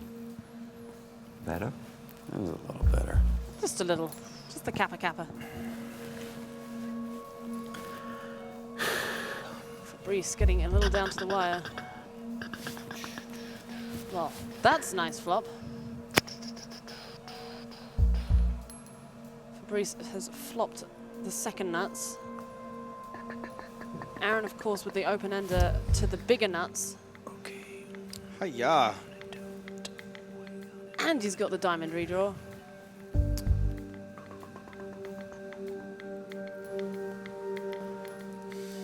Aaron Okay, calling. 12,000 in the middle. Oof. Ace on the turn. I think we're going to probably see Fabrice double up here. He's only got just over pot behind in his stack. We know there's no way Aaron can fold.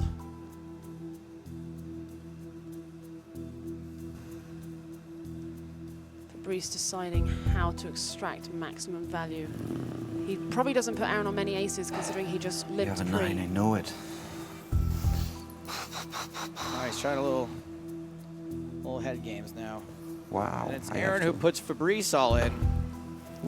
After a bet on the river, 6, And the 7, straight. 8, No, it's not finished, is it? 9. It is not No, over. it's not finished. Back to your back. tablets. Oh, You had ace-9 of diamond? Did I see that right? Yeah. You had ace-9 and diamonds? No, ace 9. No, something. no diamond. Ace of right? diamonds. I didn't have the time to see it. Non-diamond 9. Fabrice does You double up, flopped though. the straight. I did flop the straight. 4, Good for 5, you, yeah. man. I did not see that at all. Yeah. Wow. No, I was wondering if you had ace-9 diamond draw and flush draw, only the I mean, diamond draw and straight draw, only the straight draw. Yeah, lucky flop for me.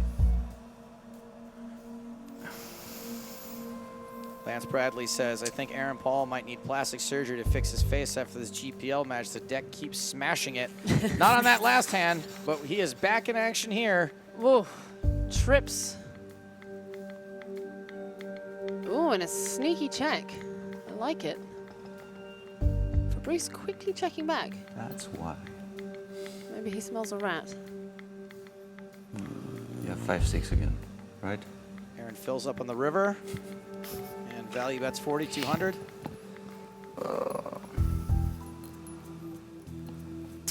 Well, anyway, I'm not gonna go with that, but And it's tough for Fabrice to really bluff raise that there. Because he's got that many strong hands himself, having checked back so I'll be much. curious to see what you had. Aaron folds the 9 deuce right away. Bluffed me, huh? And as Two Pedro kings. on Twitch says, comeback is real.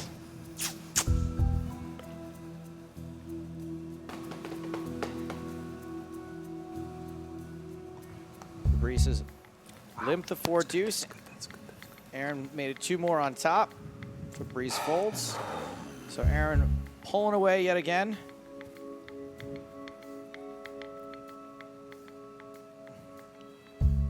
Aaron's called. Fabrice definitely raising ace-4 suited and insta-fold from Aaron.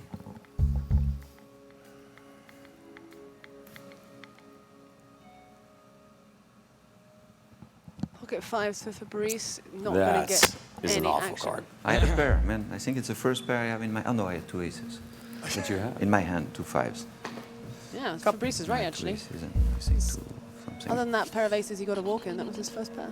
For all 3 matches? Yeah, Oh, it's nice to have a pair in That's your hand. running pretty bad, I'd say. it's not great. 2 quite playable hands here. Both flop a pair.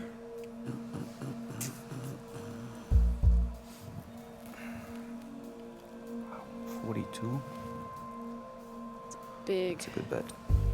Actually, it wasn't that big of a bet. A little under half pot. Yeah, I'm surprised Fabrice folded that. I mean, it was a good fold. I think relative to the size of their stacks, they're big bets now. Right. I mean, a bet of 4,200 is more than for 10% of Fabrice's stack. Still, I think it's a bit of an overfold to fold the jack there.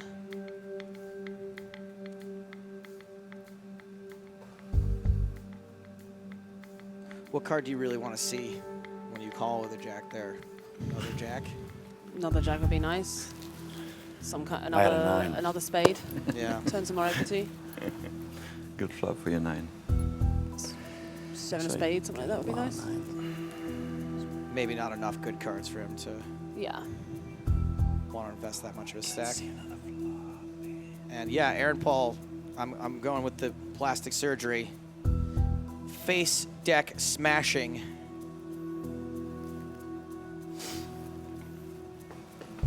Liv, have you ever been a part of a heads-up match like this where nothing seemingly can go right? I mean, Oh, yeah. You don't even Longer, lose right? any big pots, but you just can't call, can't call, can't call. Getting to the Bet get danger raised. zone, 12 and 20, I mean, yeah, when you're playing against an excellent opponent, then they're going to be just dancing moves around you, I'm which can be getting frustrating. dangerous.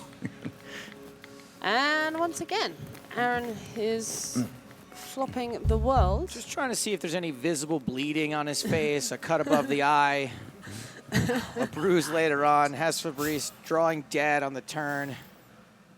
At least Fabrice is not getting too cooled. He's not. It's not like he's got anything.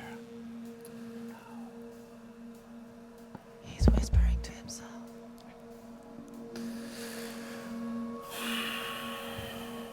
Here's an Emmy. Look at this acting job here. Emmy award-winning trips that just fill up on the river. And Fabrice finally rivers a draw. And Fabrice is blocking some straights with his 6.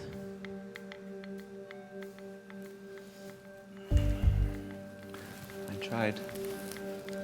7? It did. I'm a 7. Oh, come on. You did? Really? Yeah. You know Fabrice- I'm gonna be able to watch everything, huh, Aaron? You know? It's going to be even worse How when do you feel watch if it back, lie to buddy. me Don't all the time worry. And then I watch and I'm like, I said I had this- one. I I had wouldn't. 1 7. Okay. This could be a big one. All King, right. queen against 4s.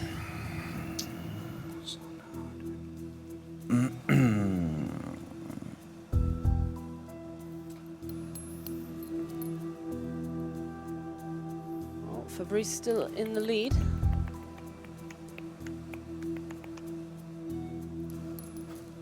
Aaron bets pretty small. That's the best strategy. Wow, gets a Wow. fold from Fabrice, who just is beaten down at this point.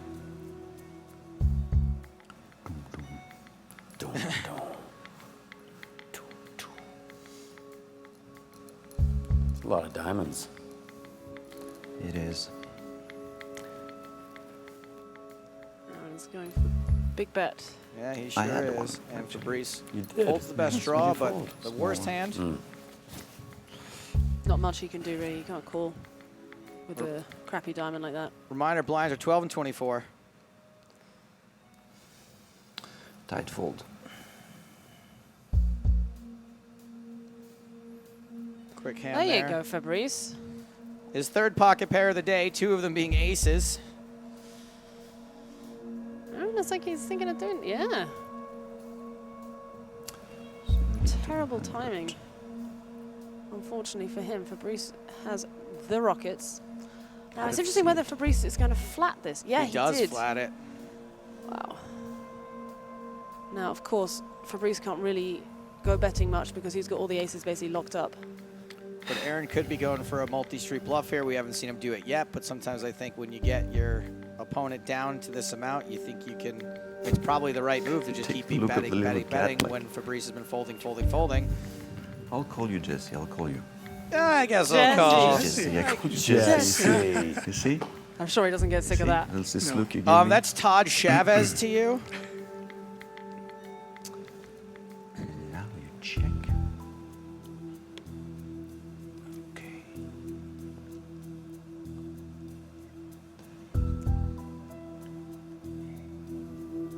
Fabrice Take a bet. Little tiny bit. I lost that hand a long time ago. Yes. Since the Pre-flop. beginning, actually.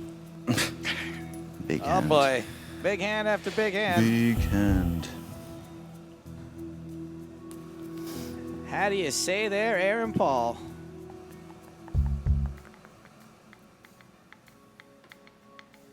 Is he going to just flick it back? Oh. 3 bets to 8,400. Oh, it is so cheap for Fabrice. I mean, he can't fold. Crazy pot odds here, eh? All right. Yep, there's the call. Can't refuse it. Wow. Ace, ace, tray. Liv, when you have kings and it comes ace, ace, tray, are you that worried about it? Or No, not? I'm not that happy. So I'm not that worried about it because, again, you expect Fabrice to go all in with most of his aces pre. There's 2 of them out there. There's just very few combinations of aces that you're losing to. Hand. How many aces did you have? 2. 2? 2 more? 2 total. I had pocket kings. Yeah. All right, Fabrice down to 18K. You had pocket kings twice. I had aces twice, actually. It's fewer than 10 big blinds. Aaron limps. Fabrice gets a free look at the flop. Aaron's likely to win this with his gut shot. Well, it's so hard for Fabrice to bluff this now because he's just got so few chips. Fabrice did turn an open ender. Aaron bets. Fabrice is probably going to check jam. But 8's a pretty dirty card, eh? Wow. And Fabrice just folds. Guess he didn't have enough fold equity. He's going to have even less now. Wise 1,400 at 2,800. Okay, good luck. Me. And Fabrice has got like 5 big blinds. No? It's all you. No fun. Jams to 7s, gets a fold. This is a spot now where Fabrice is going to be probably making a good chance to make some profit because he should be shoving so much and Aaron's going to be overfolding. Fabrice should be doubling up on this hand most of the time. Jams on Aaron. Hear that? I think I have a feeling you're going to call that. Is this my heart beating so strong? No. It's the female audience for Aaron Paul as he gets away from the dominated ace. Sick fold. Probably mathematically an error, but the right call right there. Well, this is going to be the end of it for Fabrice, though. He's going to have to jam this. Fabrice has already called. Now Aaron's raised. Wow. And Fabrice folds. Well, I don't know what I'm talking about. I guess. Well, the thing, there's still this, whether you think it's an illusion or not, there's time still this left. semi-free will thing happening out idea there where either. they don't have to. Overrated.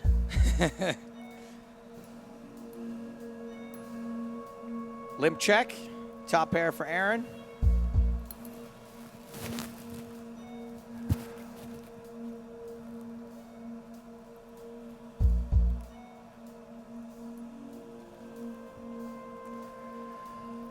And the flop top pair is good. Fabrice folds the turn. Blinds now 1,600, 3,200. Fabrice with 2 Broadway cards. He's probably going to just jam this. Yeah. All Innsville. Aaron folds. He was dominated. What happened? Oh, you folded.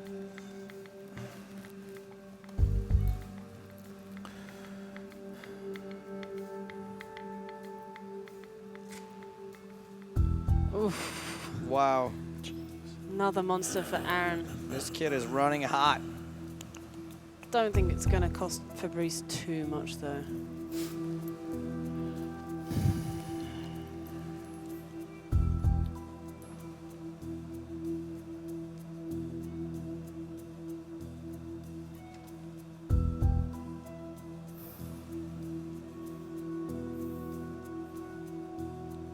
Oh. It's definitely not balancing his range.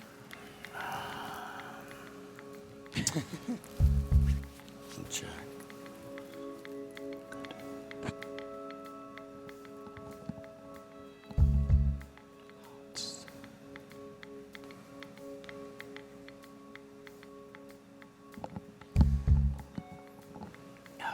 I mean, this guy just leads a charmed life, I guess.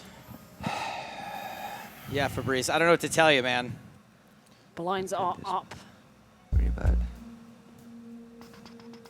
Fabrice This is a- now this is a sub 6 shove, big right? blinds. Yeah. Fabrice will jam this. Oh.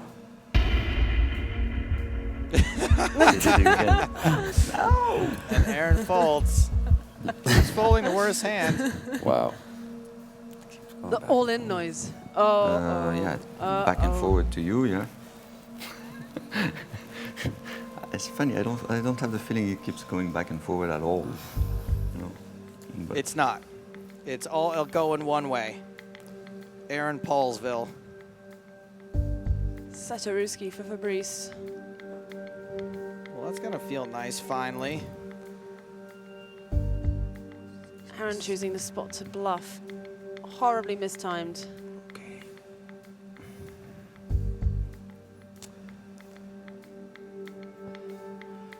to go for it.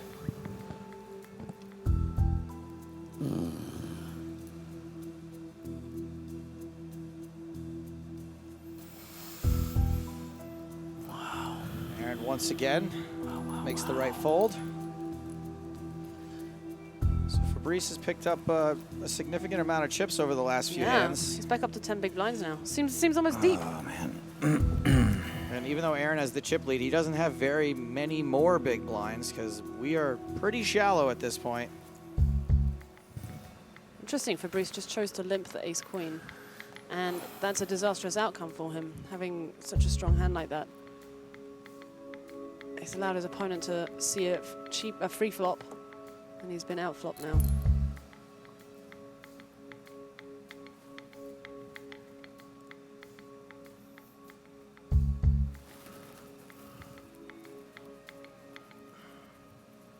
Oof. Wow. That's a good, very good turn for Fabrice.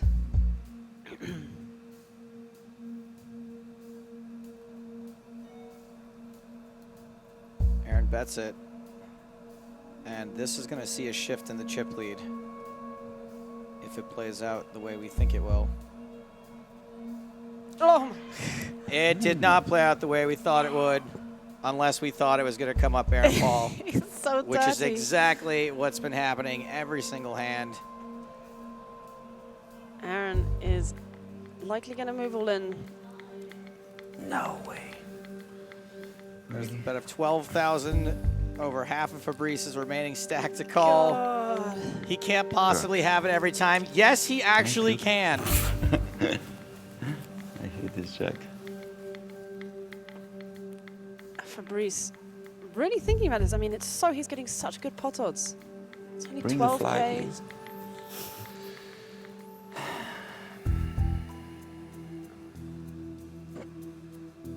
Kudos to Fabrice for really picking up on Have the a big he's hand, behind. Aaron. I mean, whatever Olivier Busquet is charging for training, it's not enough. It's a little bit like you as a I want to king learn how to before, do you know? this.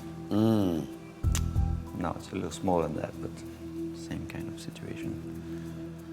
Where I'm gonna fold like you did, because I think you have a jack. Wow. Yeah. Amazing read by Fabrice. Nice I don't think I would have been able to get away from that. I wish I could drop an Yeah, F-bomb here because yeah. nice being fold Kill right me. there for Fabrice Seriously. Soulier. It's a good fold, bud. Good fold. You always tell me I This- make good fold. I cannot make always good fold. Yeah, you That was a can. great Yeah. fold. Pretty Yeah, much I any think fold Jack. against Aaron's a good fold. Okay, Go all in. I have to win. I'm on This tilt now. should really go in the middle. He seems Fabrice is- reluctant to call it off pre-flop, though. He is. Yep. Wow.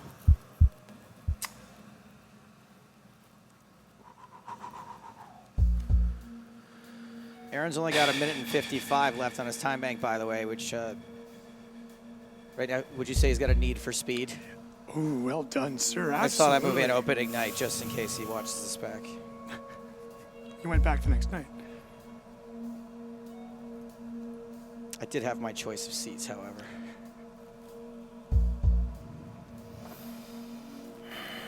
$2,000, $4,000 are the blinds, which means that Aaron, as the overwhelming chip leader, doesn't even have 20 bigs himself. Can't do Fabrice it. is all in with sixes. Can't do it. It's only I can win if I go all in and you fold.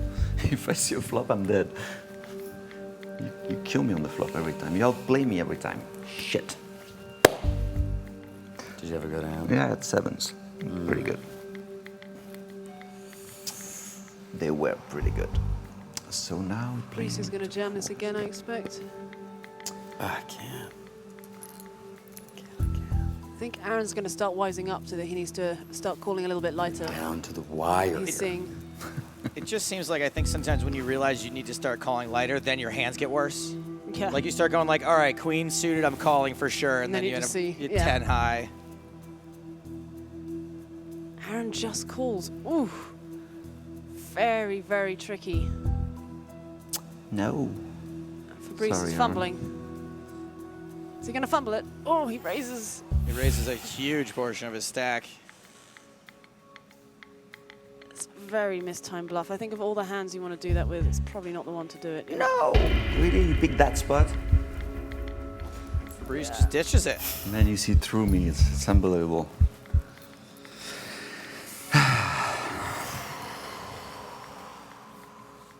So Fabrice back down to 5 big blinds. Fewer than now. Just here when I had deuce 3 off.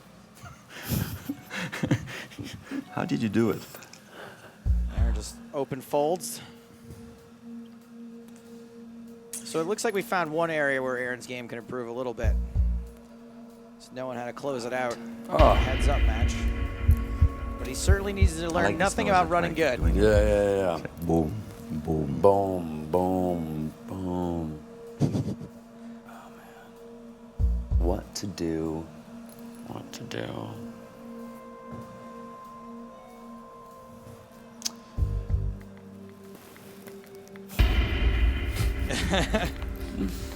No Limp, good. shove, fold. Aaron's starting to get visibly frustrated now. Whiskey. Well, this is a situation that it's really you don't find yourself in this situation Right. very often. Oh, this could be it. Fabrice is likely to jam this. It's definitely a jamming hand. Just a call, just a What's limp going in. on? Look, everything's all kooky because it's the GPL. We're playing in a cube for crying out loud. Do you expect things to be normal? This is poker at right angles. Nine's full for Aaron. Fabrice trying to get a read whether or not to bluff this. Size Night on Twitch quite funnily saying when the time runs out, they release snakes into the cube. That would be cool. I want to see that. I hate snakes. I'm just kidding. I'm just quoting in Indiana Jones. Yeah. Check this out, though. Look at this.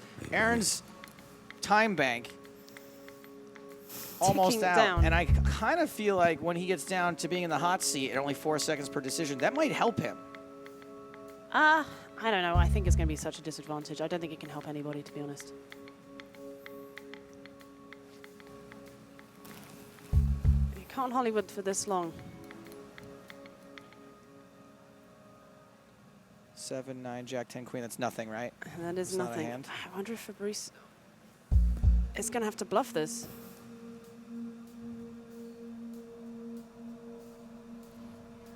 And it looks like Aaron is going to be in the hot seat after this hand. I mean, he might get his hand folded if he's not aware of it. pretty fast. Aaron. Check on the end. Fabrice is going to see that once again. He's just up against an absolute monster. I thought, okay, maybe I want to move in. Good hand. So Aaron's got 5 seconds left in his bank. Wow. 9's full. You have to play fast, Aaron. 3 You lose your time. seconds left in his bank. Ooh. Fabrice is going to bluff. No. Aaron bets his pair of 9s. Fabrice folds. 1 second left in Aaron's time bank. This is so down to the wire. Do we max out at 2-4 blinds, Eric, by the way? Seems like we've been on this blind level for a while. Yes, we do, actually. Okay. I gave it away.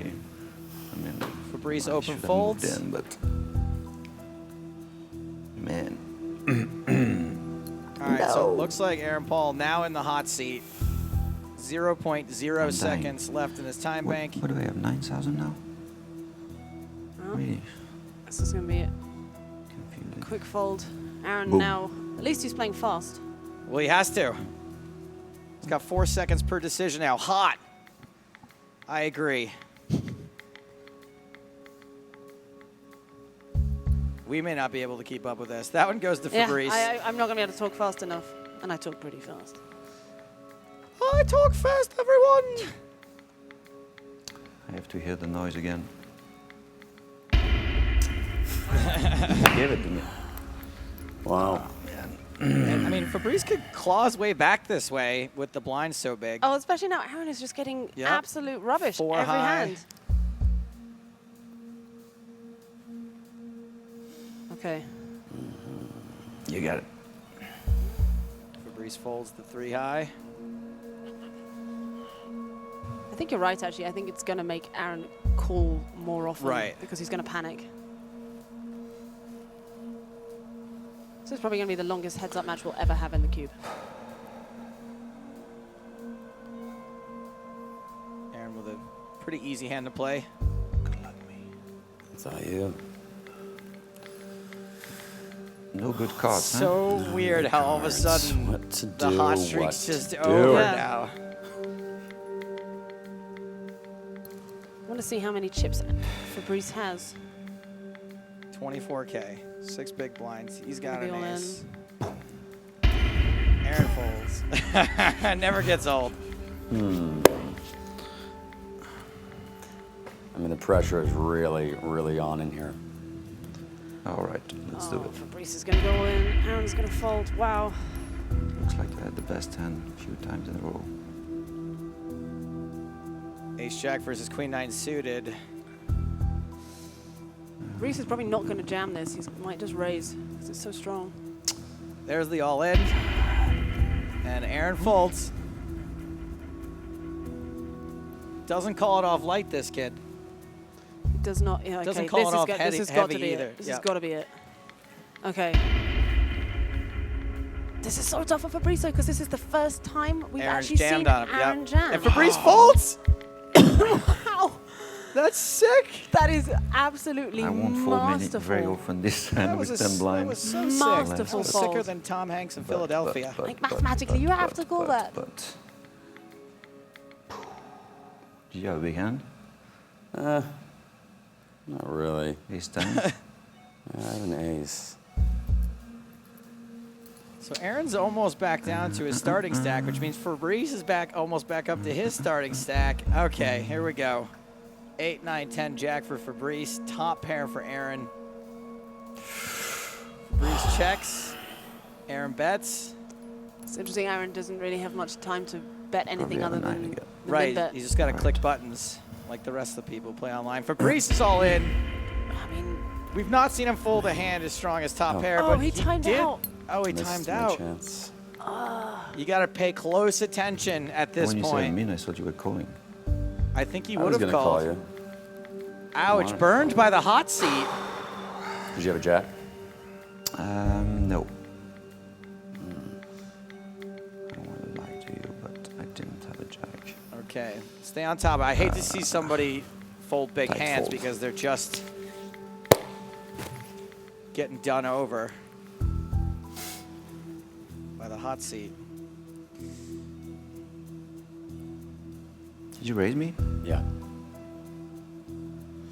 Okay.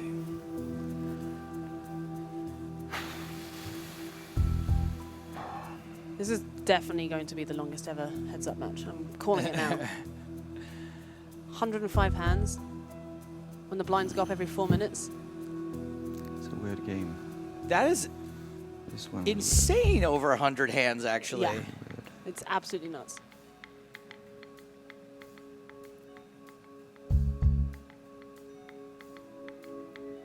Two pair for Fabrice.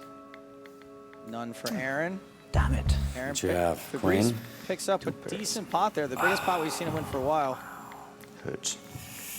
Hurts. And 59K plays 34K. I mean, 1 or 2 hands away from even.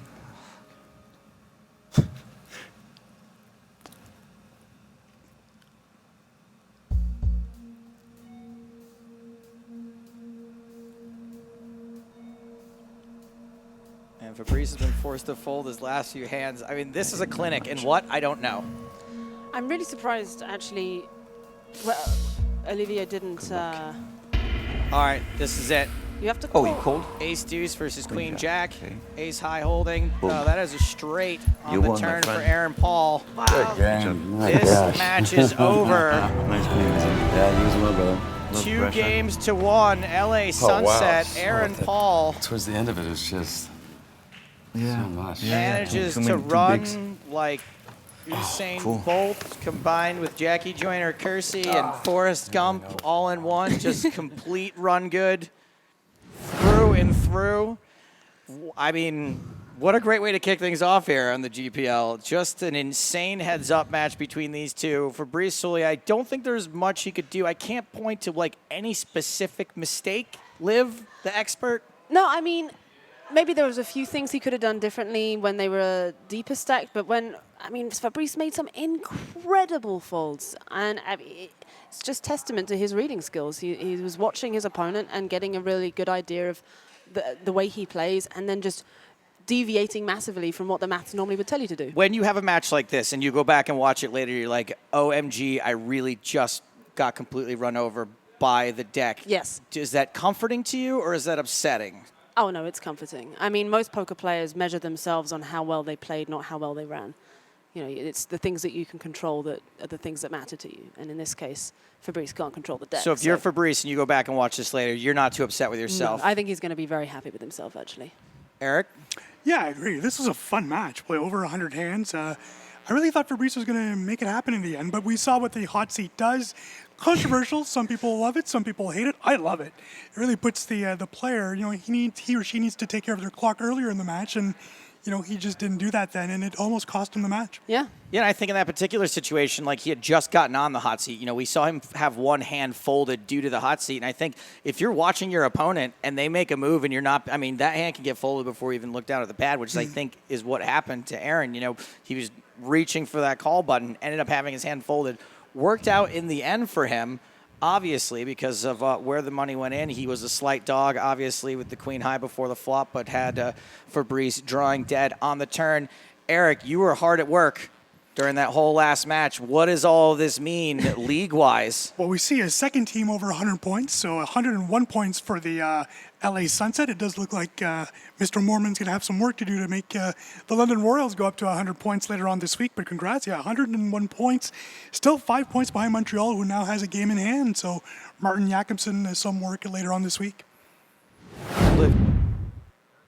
There's the standings for the Americas Conference, as Eric was just talking about. Montreal Nationals obviously still on top. Los Angeles Sunset in second place, still in second place with 101 points. So they're nipping at the heels of those Montreal Nationals. The Rounders are in third place. The Metropolitans from Sao Paulo, Brazil are in fourth. The San Francisco Rush in fifth. And the Las Vegas Moneymakers are in sixth. That is from the Americas side of things. And it looks like San Francisco is up next tomorrow. So they're going to be the next ones with the chance to move up on that leaderboard. But the top two teams there are way out in front right now. Yeah, and the team in fifth place right now is San Francisco, and sixth place Las Vegas. We've already talked about this before, but really putting themselves behind the 8 ball. It does look like first is non-attainable, and now maybe second. So LA and Montreal look, for the moment, to be safe for a playoff spot, and it's really early in the season still, so good job for both of those teams. All right, let's see how things stand in this young lady's neck of the woods. Eurasia, apparently, is where you're from. London Royals, yeah, still on top. Not 100 points yet, though, for the London Royals, and you won't have your chance until Wednesday to get up there over 100. 9 points up for grabs on Wednesday when Chris Moorman plays against Scott Ball of the Las Vegas Moneymakers. We'll do it. Moscow right behind you. When is Moscow playing? They are playing tomorrow. Okay, so that's the one up against San Francisco. The Hong Kong Stars are at 91 points. Paris Aviators have 89 with just 3 points on the board today from Fabrice. The Berlin Bears are in 5th, and 6th is the Rome Emperor. So it seems to be kind of a tighter race in Eurasia. You know, it's very top-heavy in the Americas one. Eurasia a little bit more up for grabs. Instead of focusing on the league on the whole, let's talk to our two probably very tired competitors from today's match. Laura Cornelius is on the floor with Fabrice Soulier and Aaron Paul. Thank you very much. I am here with our winner today, Aaron Paul, LA Sunset. 6 points and a win. Yes. Wow, I cannot believe it. And that was one of the longest ever heads-up matches we've ever had. Thanks for putting up with us. Well done, my friend. Well done. Well done to you, well man. Done. You're the winner.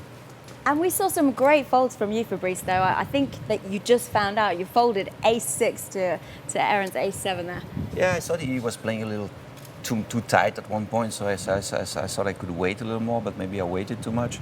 So he was folding on my shoves all the time. So to be fair, you both made some great folds, I think, in that cool. that last Yeah? match. I guess you can watch it back. You can and try and improve your game. Oh, I'm going to watch it back. Yeah.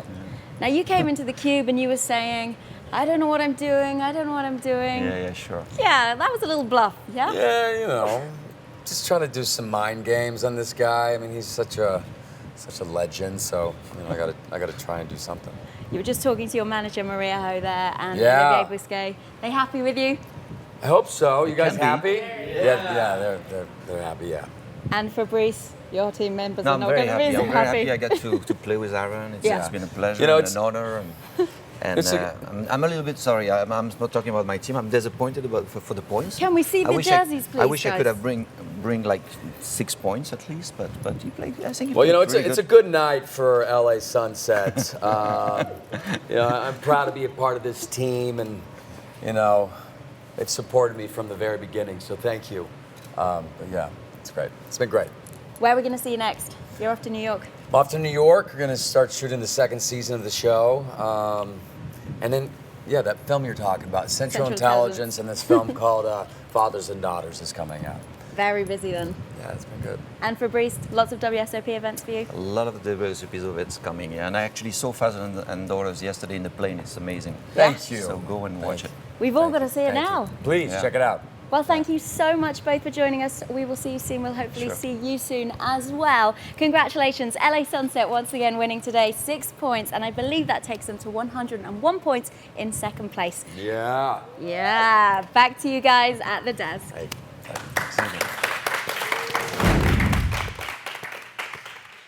Congratulations to Aaron Paul and the LA Sunset for a big win here today. Now, Aaron was supposed to play against George Danzer today. Do we have some Danzer news? Hold me closer, Georgie Danzer. Breaking news, George Danzer has finished 3rd in the 10K Stud Championship. That's great, though. Great start to the WSOP for the Paris Aviator. I'm sure we'll see George in the cube very shortly. That's coming off a Fedor Holtz and Dominic Nietzsche double at Aria this weekend. So GPL players doing really well right now. So condolences, I should say, to Georgie Danzer for his 3rd place finish. Be sure to tune in tomorrow at 11 a.m. local time when Dmitry Urbanovich of the Moscow Wolverines will take on Phil Gelfond of the San Francisco Rush. Heat 1, match number 82 of the GPL Summer Series. Day 1 is in the books. I would like to thank both our players. Thanks, Fabrice Soulier. Thank you, Aaron Paul, who has so many movies coming out, he can't remember which ones they are. For my co-host, Eric Danis. Liv, thanks very much for being with us. Hope to have you back here in the booth later on in the summer. Until tomorrow, here from the GPL Summer Series, this is Joe Stapleton saying, smell you later.